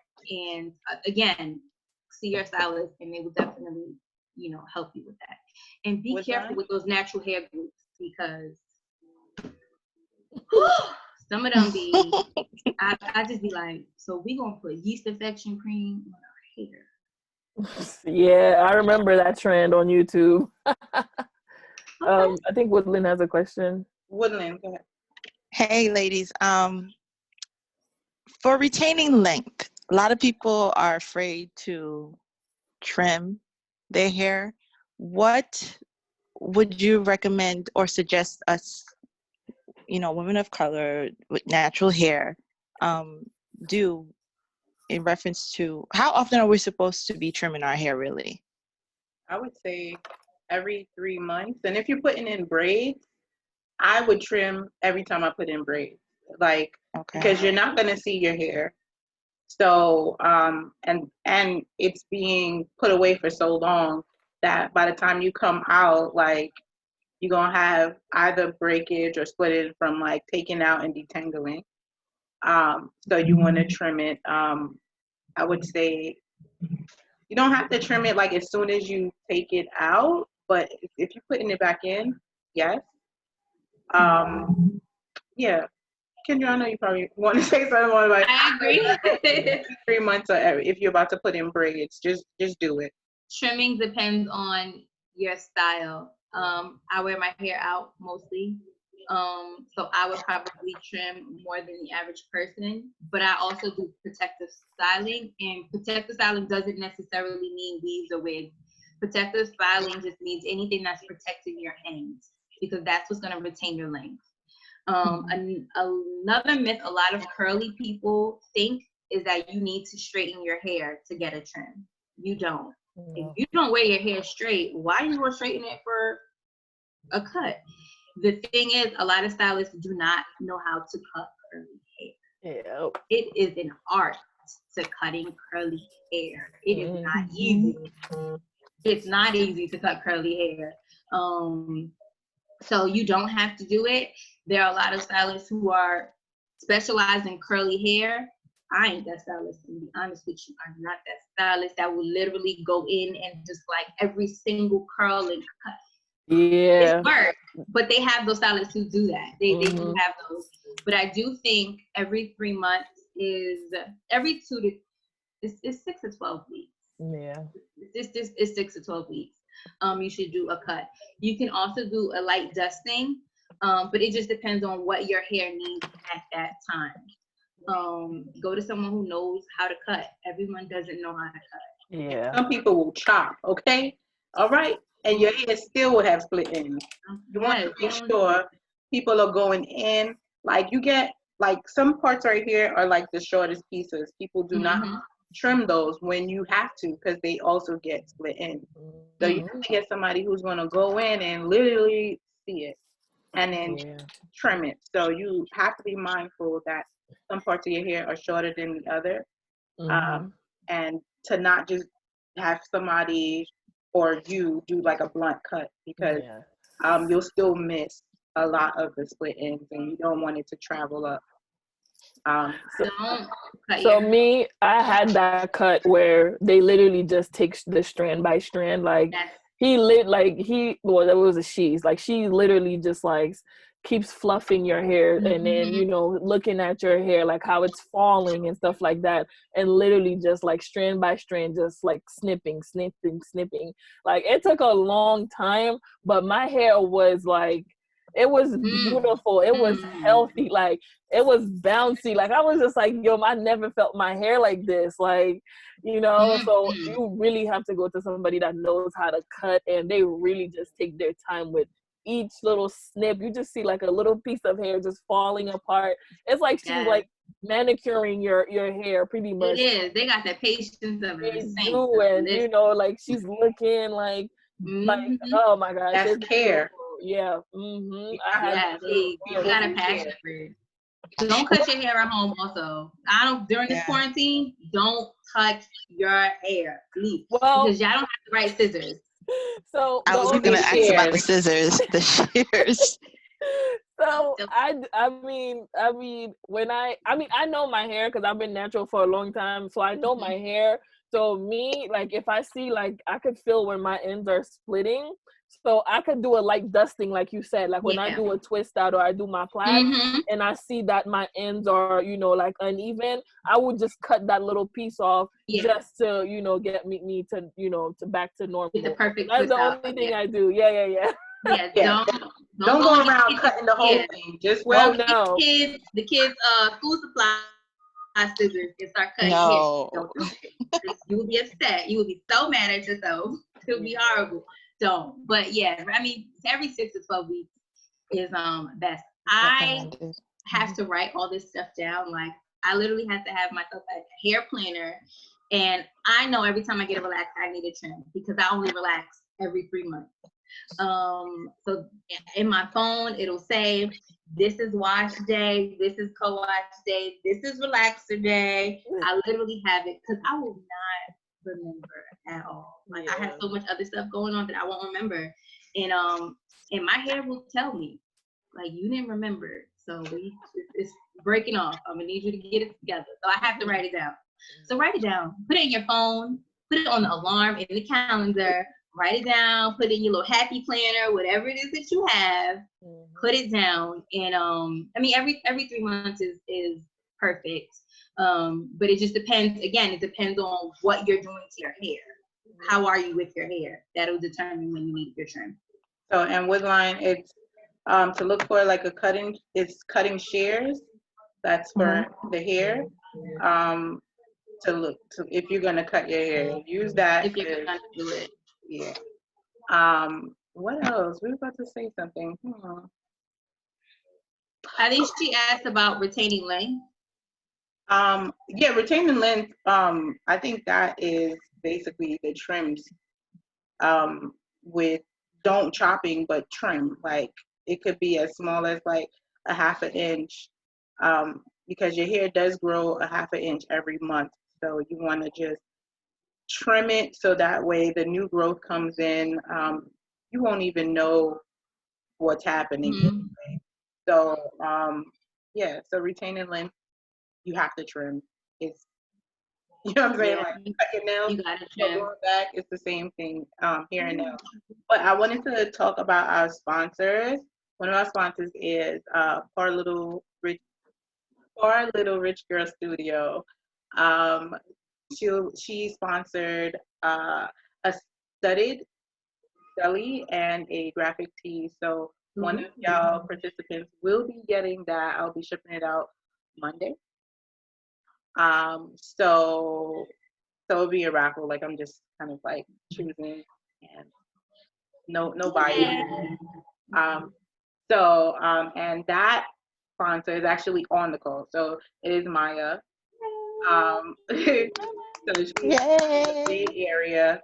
Yeah, so she's on the West Coast. Everybody else is everybody on New York? I'm in Georgia. I'm in Georgia too. Woodline? Jersey. Hey. Oh, okay. So we got Jersey, Atlanta, and Bay. Wait, so I'm the only one. Wow, I'm the only one in New York this time. Sorry. But Zoom. You're still my neighbor. Right, Jersey's right there. But thanks to Zoom, we're all right here. Right? Yeah, we're all together. Yeah. So again, yeah, I wanted to create like this platform to give everybody a chance to speak about some things that just needs to be put to the side, because a lot of people are getting information about certain things and you just want to be like, no. Kind of like the Clorox situation or the disinfectant situation that you want to like, no, this is a lot. Do not do it. Don't, you want to get you want to get in front of the screen and tell people, because they will have you looking a fool out here. I be wanting to jump in people's houses like, no. I be wanting to jump right in their house and be like, don't use this. Please don't do that. Okay, so I seen somebody use we talked about cotton thread as braiding.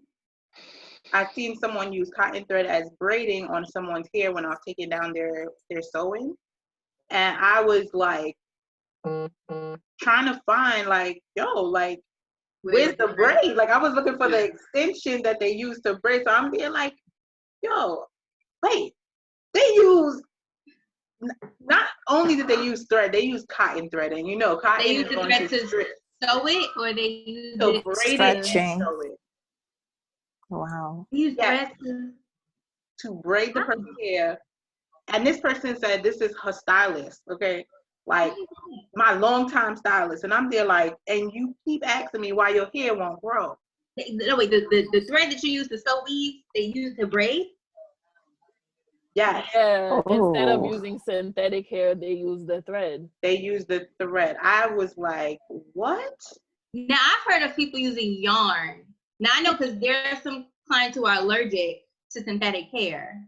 And that's why they use that. But that's gonna dry out their hair too. Like, Yeah. Mm-hmm. Why would they use- like if we can't use cotton pillows, like why are we gonna put that in? But In your anyway, hair, yeah. I'm just so I was like, your stylist is horrible. Like, don't go to the stylist or tell her to use synthetic hair, and that person was not allergic to synthetic hair. Oh, so she could I'm, have. She I'm had like, it. She just wanted to be. yes, because she would do her braids with me, her hair grow, then she go and do a weave with her. She like, it's falling out. I'm like, Yeah. she, Stop chair hopping. Chair hopping. Yeah. and she's not taking out her hair, so she doesn't know what's happening or what they're using. Like, because she would go back to them to do her hair, so they'll She's not seeing anything in the back. no, she's just seeing no growth. And I'm just looking at her like, yo, she came to me and I'm like, okay, taking it out. And I'm like, no. So that I did want to speak on, like, please make sure your stylist is using nylon thread.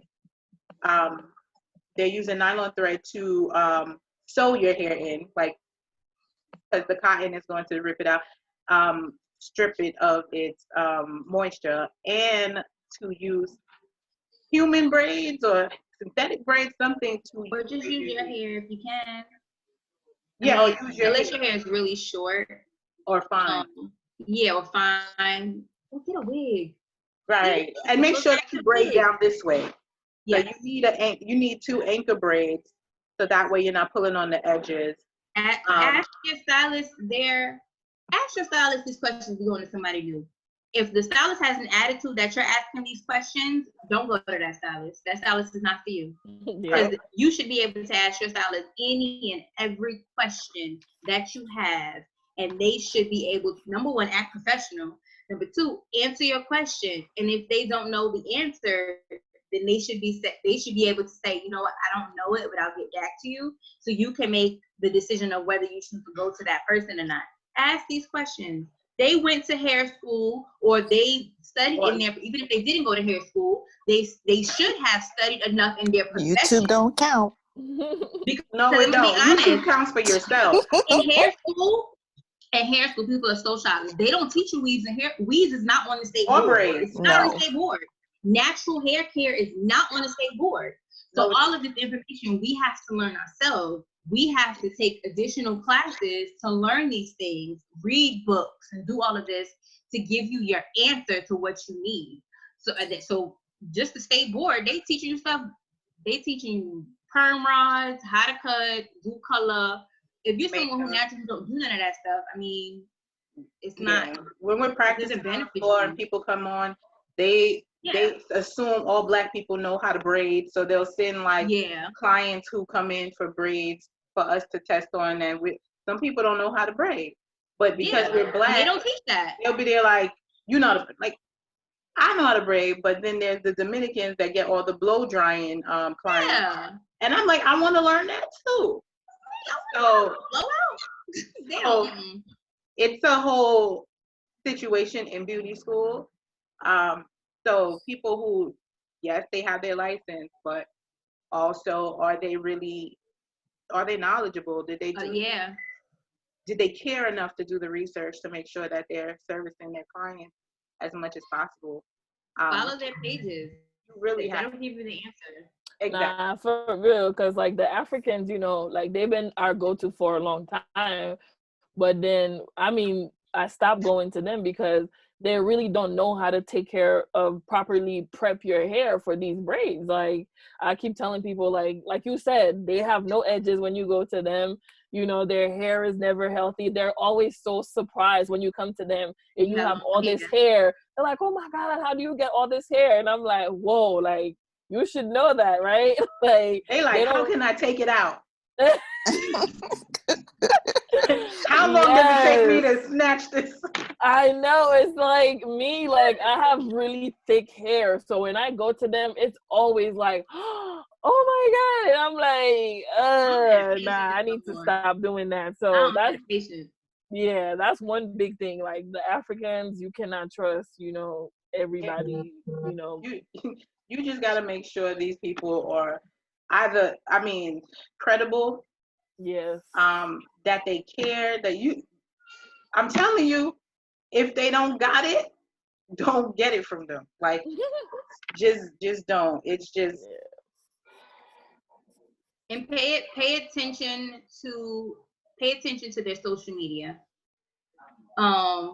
Their social media will tell you everything that you need to know about a stylist without you even talking to them. If their news feed doesn't have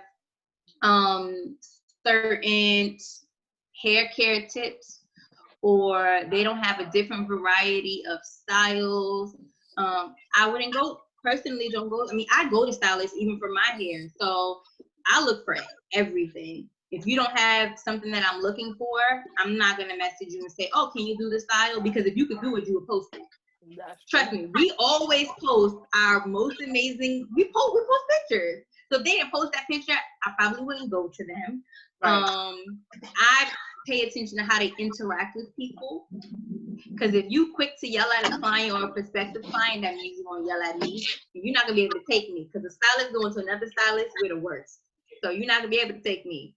And I pay attention to that even when I do stylist recommendations for people I can't service in Atlanta. If I have to go give them someone in New York or someone in Detroit or someone in California, I do my research on who that stylist is first before I send them to someone, because I don't want them to be like, "Ken, you send me to this person and this person did X, Y, and Z." I've done that so many times, and I'm not going to name these names because these crochet people are very famous in New York. I have sent people to these people, and they come back to me like, "Really?" And I'll be like, "What? They look so good on Instagram." Girl, bye. That's called a filter. She don't know how to braid. That's called a filter, girl. She ain't wash my hair. She didn't. And my clients are spoiled, and I feel bad, because I feel bad for any other stylist they go to after me. They're spoiled. So I literally have to do my research on these styles before I recommend them to people. It is sad, because you should have a basic standard all around. You should be professional all around. And This is true. It's not like that. It's customer service. You need it. And like with Black brands or anything like that, you want to make sure people have good customer service. Treat people how you want to be treated.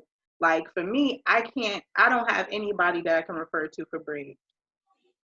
Like, I just, like, when it comes to painless braid, I would love for somebody else to braid my hair. This takes a long ass time. It takes forever to braid my own hair. And I can't go to nobody. Like, I can refer for crochet, I can refer for goddess locks, all of that stuff, weave. I'm like, okay, this person you can go to, makeup, you could go to this. They be like, well, who does braid? I'm like, look, I'm trying to teach people.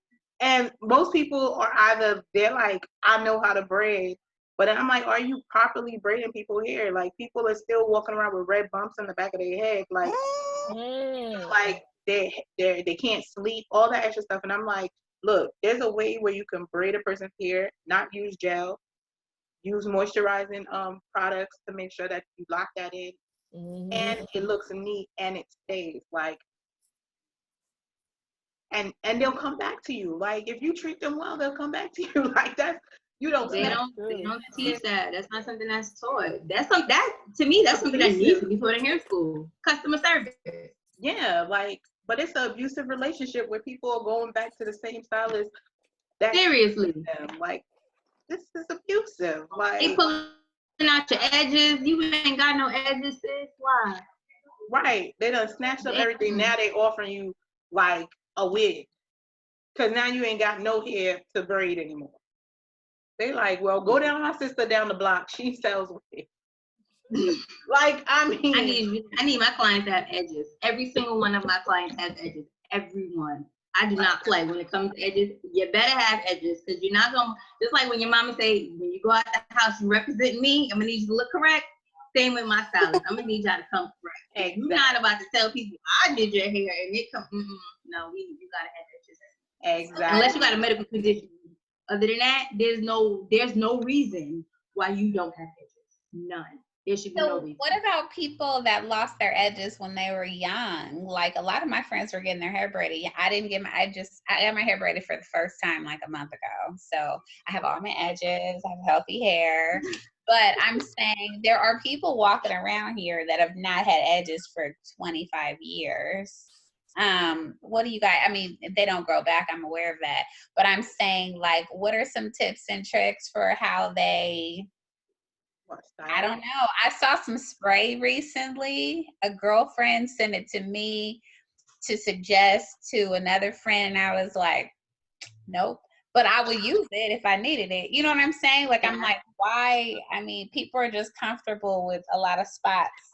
So I'm saying, like, as stylists, are you guys suggesting, like, oh, you know, there's a thing, or let's do this, or there's a way? Because it really, I don't care if you just got out of the chair. You always look a little homely with the spots. Like, you know what I mean? There's got to be a way to get that together. It goes to, I'll say this, there are people who go to stylists because the stylist is within their budget. There are people who go to stylists because they've just known them forever, so now I want to just try something new. It just depends on the stylist. If a stylist can't do a job, don't go to them. If they're not giving you what you want, don't go to them.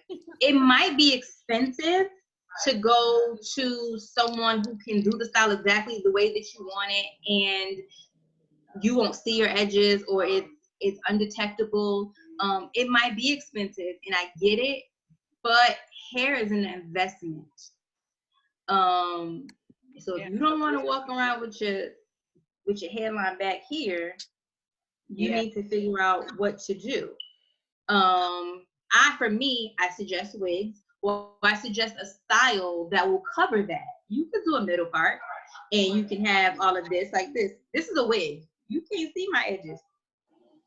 And even if the wind blows, I mean, you're not gonna see none of that. You need to be realistic with your expectations. If you know that this side you ain't got no edges, stop getting the part on this side. Yeah, like switch it up. You gotta switch it up and listen. Some people some clients don't want to listen. You can give them every suggestion in the book. You can tell them, I don't think you should do this because it's not going to look right. I'm telling you, tomorrow you're not going to like it because I've been with you for 6 months and I know what you don't like. I know what you do like. I know that you real funny. I know you. You don't know you. I know you because I know how you act. And then they get the style that you tell them not to get. And then tomorrow they want to come back and have it fixed. And they want it to get fixed for free when I told you the first time that you wasn't going to like it. Be realistic of your expectations. If you're someone who has no edges from little, it's probably traction alopecia. My first thing is go see a dermatologist. I cannot. It was tight braids. It's a whole crew. I grew up with. They all got traction alopecia. Yeah, but and they that's also what traction alopecia is. That's what traction alopecia is. It's because of the friction, and it stops the hair follicles from growing. There are things that they can do, but they have to be realistic. You can't wear tight ponytails. That ain't for you. So it's not gonna work. You're gonna have to do what works. I don't even have a ponytail.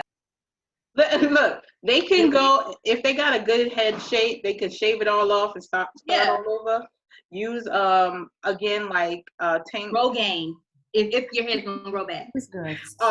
Like a tingling shampoo or oil that's going to stimulate some of the blood growth. Massage that regularly. It's going to take time.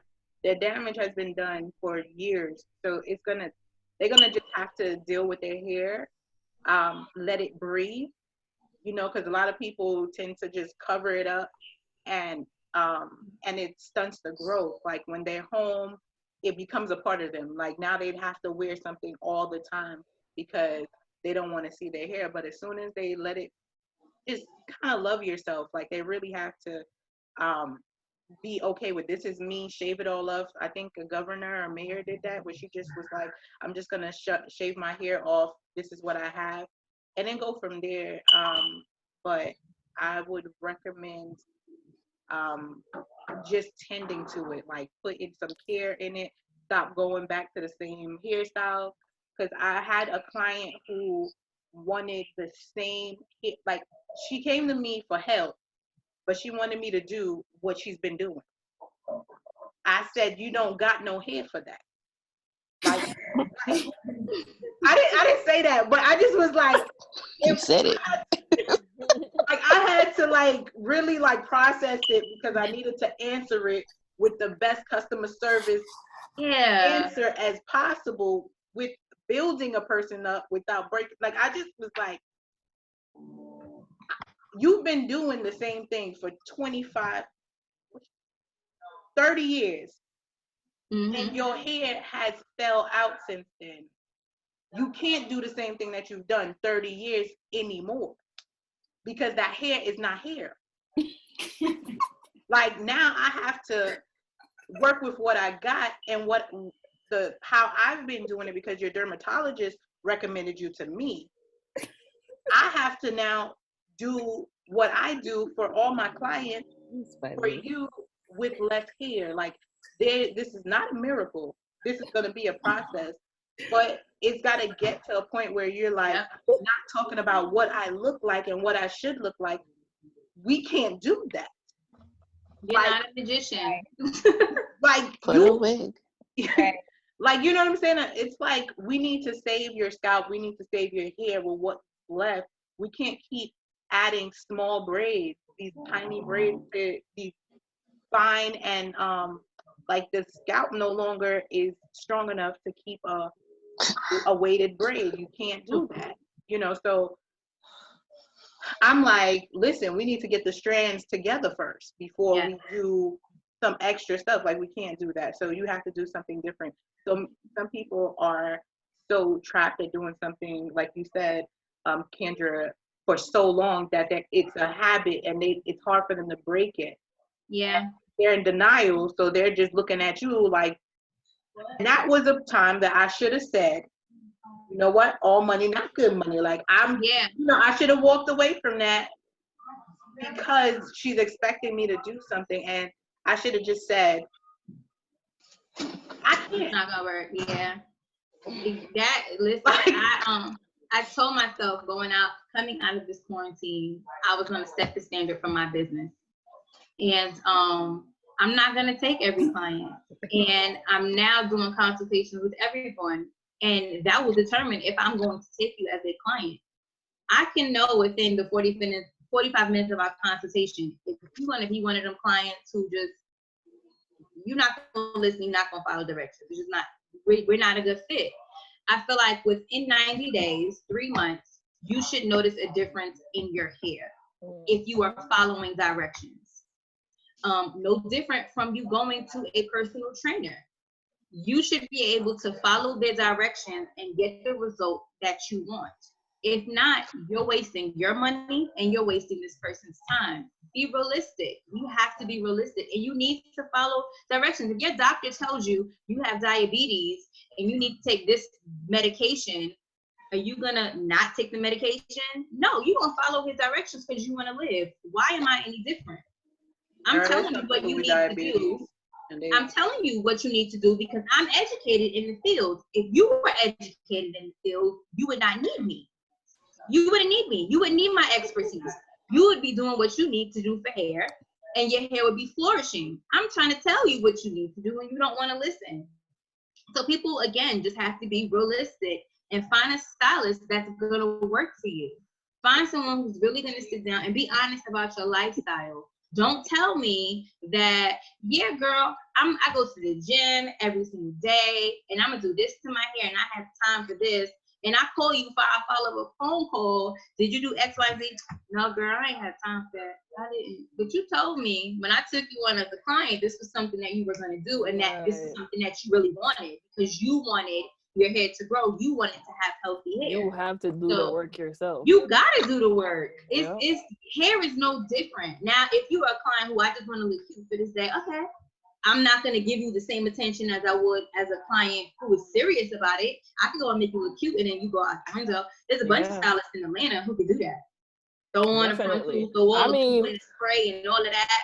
You ain't gonna handle it. I could say for myself, like one thing that caused, my scalp being dry too is I kind of stopped doing the regular stuff that I used to do on a regular. Like I don't have a hair regimen anymore. So just to be honest with you, like when I first went natural, I had a regimen and I don't have it anymore because, I'm just like, I don't want to take care of my hair. And now I'm feeling the consequences now. So you're absolutely right. Listen, what you don't do is show up in your hair and in your skin. Yeah. And Christelle, like makeup and skin is really whatever you do, whatever you take in, either show you your nails start breaking, your hair start breaking, all of the stuff. These are living pieces, like they're living on you. So you want to make sure that they all work together. Like show them some love. Like, you know what I'm saying? Like you want people to show you love, show your self-love by taking care of your hair, your skin, your nails, your feet. I mean, that's one of the things that people don't even listen. I just did my feet. You know what I'm saying? I'm there like, yo, this thing is rough. Like I gotta put some scrubbing in that damn thing because and be honest. My big thing is be honest about your lifestyle. I know for hair, like you said, even with skin, it can only do what you put inside your body is gonna come out. We're like a flower. If you don't water it and take care of it, it's not gonna grow. The same with your body. My clients, I like to tell them, make sure you get your blood work done because your blood work is gonna tell you if something is wrong with your hair. You can tell, like if you have very short pieces of hair in the back, I know something is automatically wrong with your iron. I can tell you that. You need to go get your blood work. You need to go make sure that you're not deficient in anything because it's going to affect your hair. When we have our cycle, we're depleting blood. That means our iron levels are now down. Your hair is not, it's not gonna grow if everything about your body is not healthy. You need to take a multivitamin. You need to make sure that your body is fully complete so that your hair can actually flourish. When I have my cycle, I notice that my face is drier. I know that my hair is drier.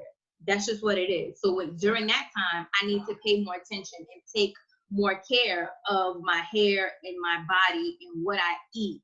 Everything goes hands in hand with our body. It's a whole system. Everything, when one thing shuts down, something else is gonna shut down. That's just how it is. So if you really want to, be healthy with it, your face and your body and everything, even just your mental health, everything needs to be great. It needs to all be in order. So that's another thing that people need to do. I always tell my clients, did you get your blood work? No. Are you taking any medications? You can't expect to have gorgeous hair and you're taking a medication that's gonna stop it. You're working backwards. So you need to be honest with your stylist also, so they know what to give you, what not to recommend for you, because all products don't work with certain things. I had someone post on Facebook about taking black seed because of everything's going on with our immunity, and black seed oil is really good to take. And I was like, everyone can't take black seed oil. I'm on blood thinners for the rest of my life. I can't take black seed because that is a blood thinner. So that's gonna cause more harm to me than anything else. There's certain oils that people can't take pregnant. So no, everyone can't take the same things. This is why you need to be honest with your stylist so they recommend the right thing for you to take, because you don't want to take these certain oils that you're putting in your hair and it causes damage to your body. And now either you're dead or you're extremely sick or your hair is just, it's not working. And now you're ready to give up and now you're ready to relax it because it ain't working the way you want to work. You got to be honest. You got to be realistic. You have to stick to one stylist. Be consistent. The same way we are with our kids, we're consistent. You have to be consistent with yourself. Yeah, and stick with the stylist that's working. Like, don't stick to the stylist that's actually like people have been sticking to a stylist. Give me 3 months. But 3 months. 3 right. months. Give me 3 months. You should be able to see the difference. That's it. And okay, so I think we're a little over 2 o'clock, so I'm just gonna do something real quick. If anybody has any questions, you are all unmuted. So your last questions, I'll take Any questions?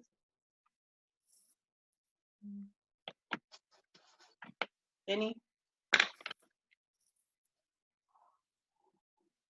I just have one quick question about skincare since you guys are in different regions. Do you have a good primer that you recommend?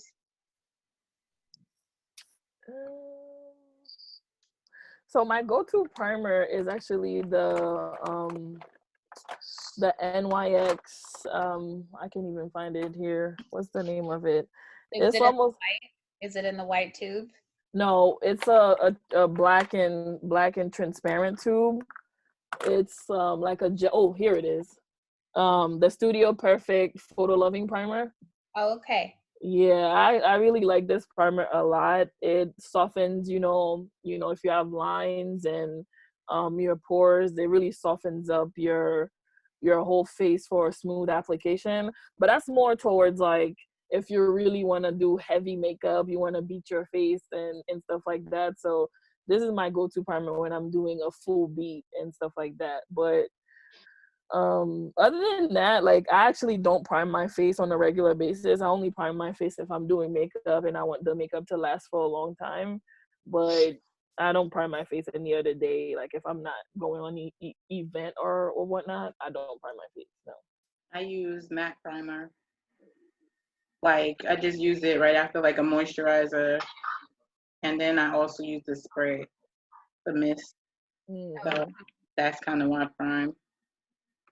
I am not really a makeup person. So I can't tell you. I'll moisturize and that's about it. Then I just go to a stylist. I go to a makeup artist. That's it. Okay.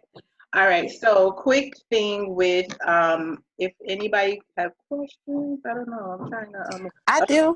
Oh, okay. I promise I won't ask anymore after this. No, you're fine. Go ahead. I'm not a big makeup person, but in order for me to find the right match for my skin, how do I go about finding the right foundation that matches my skin color? Because my neck is not the same color as my face.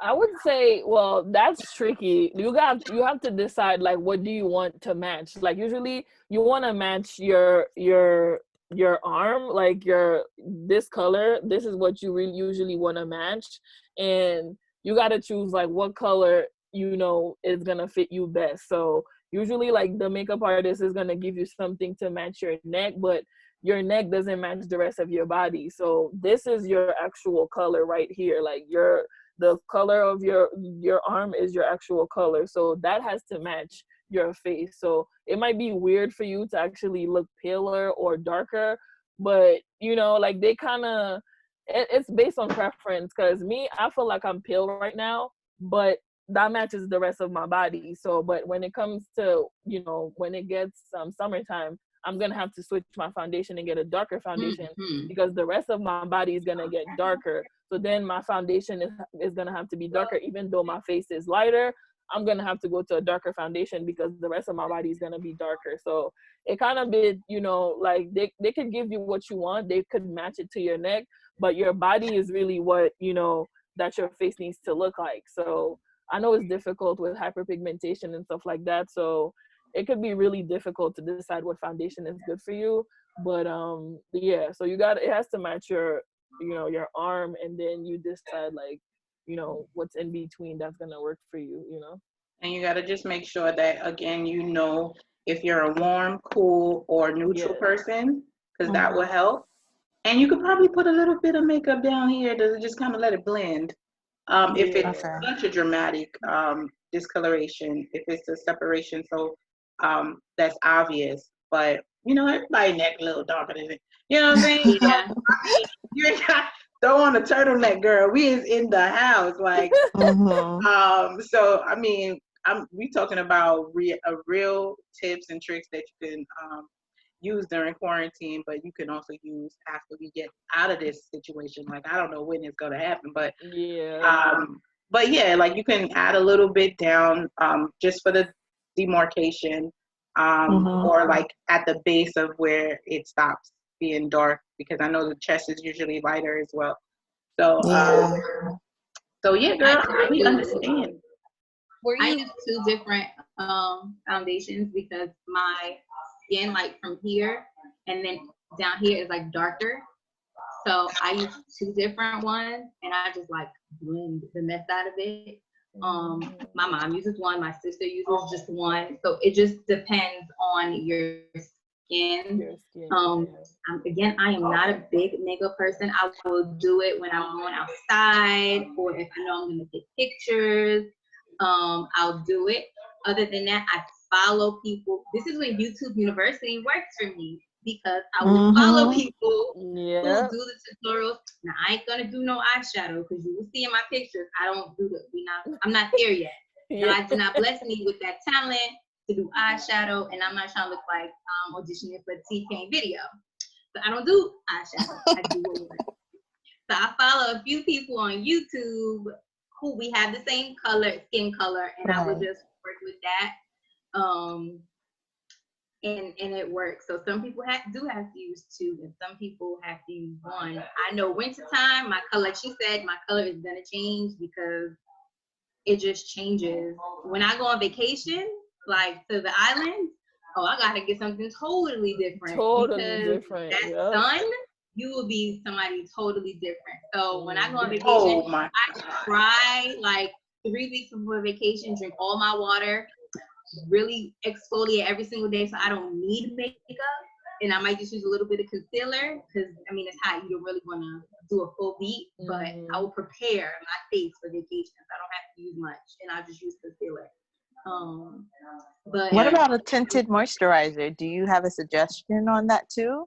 You can turn your you can do one at home by using moisturizer and then adding a little bit of your foundation in it, like together, and then it will become like a quick little tinted moisturizer.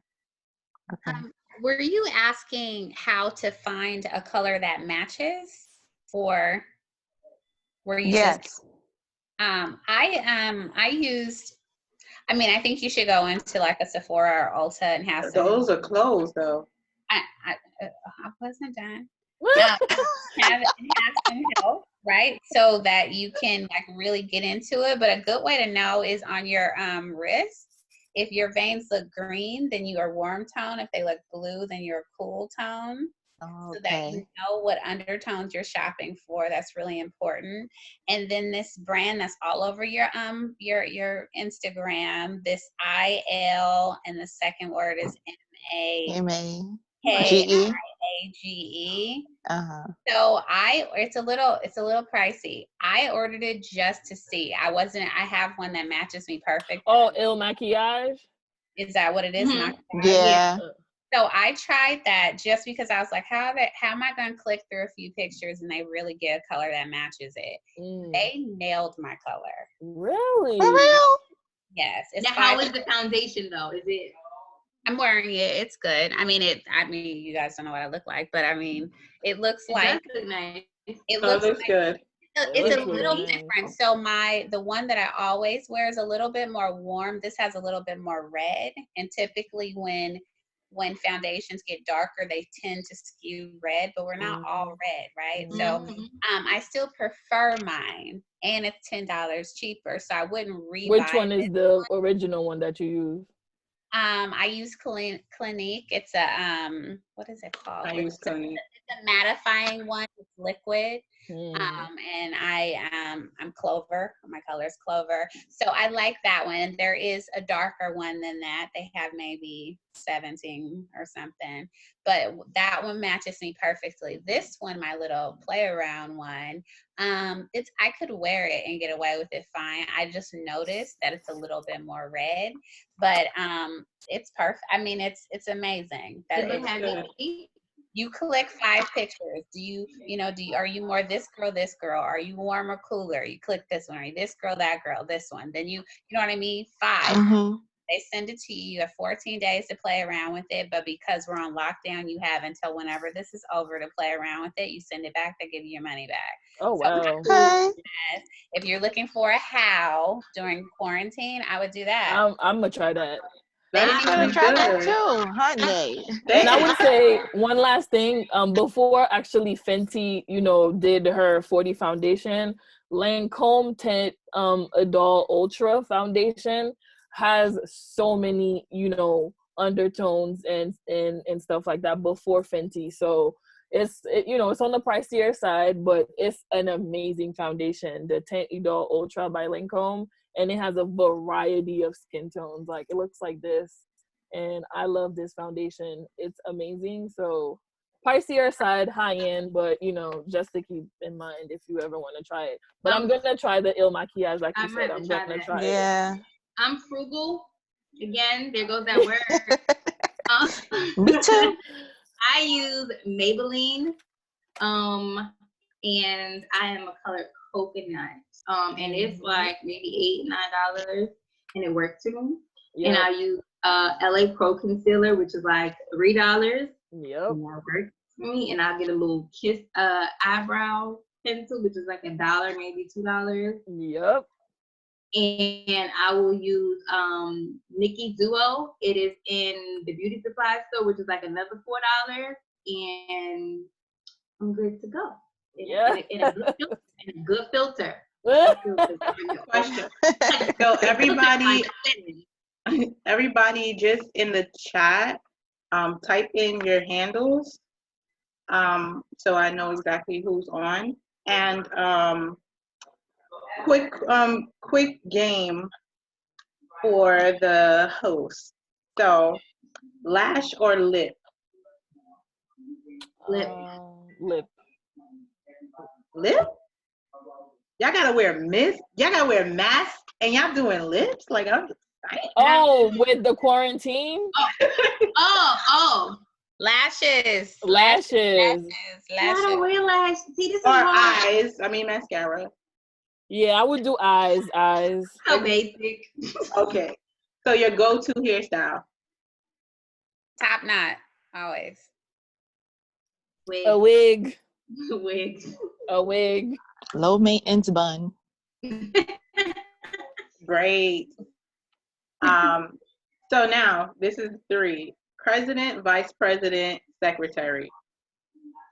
It could be female or male. That we would like? Yeah. President Michelle Obama. President. Y'all gotta do all 3. Oh. President, I would have to say Michelle Obama. Vice president, this is so ratchet. I'm gonna say Cardi B. Oh. It could work.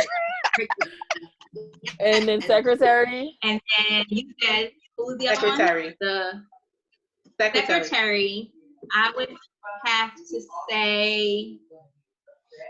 Y'all might hate this one, but I'm gonna say who the mama of the Kardashians?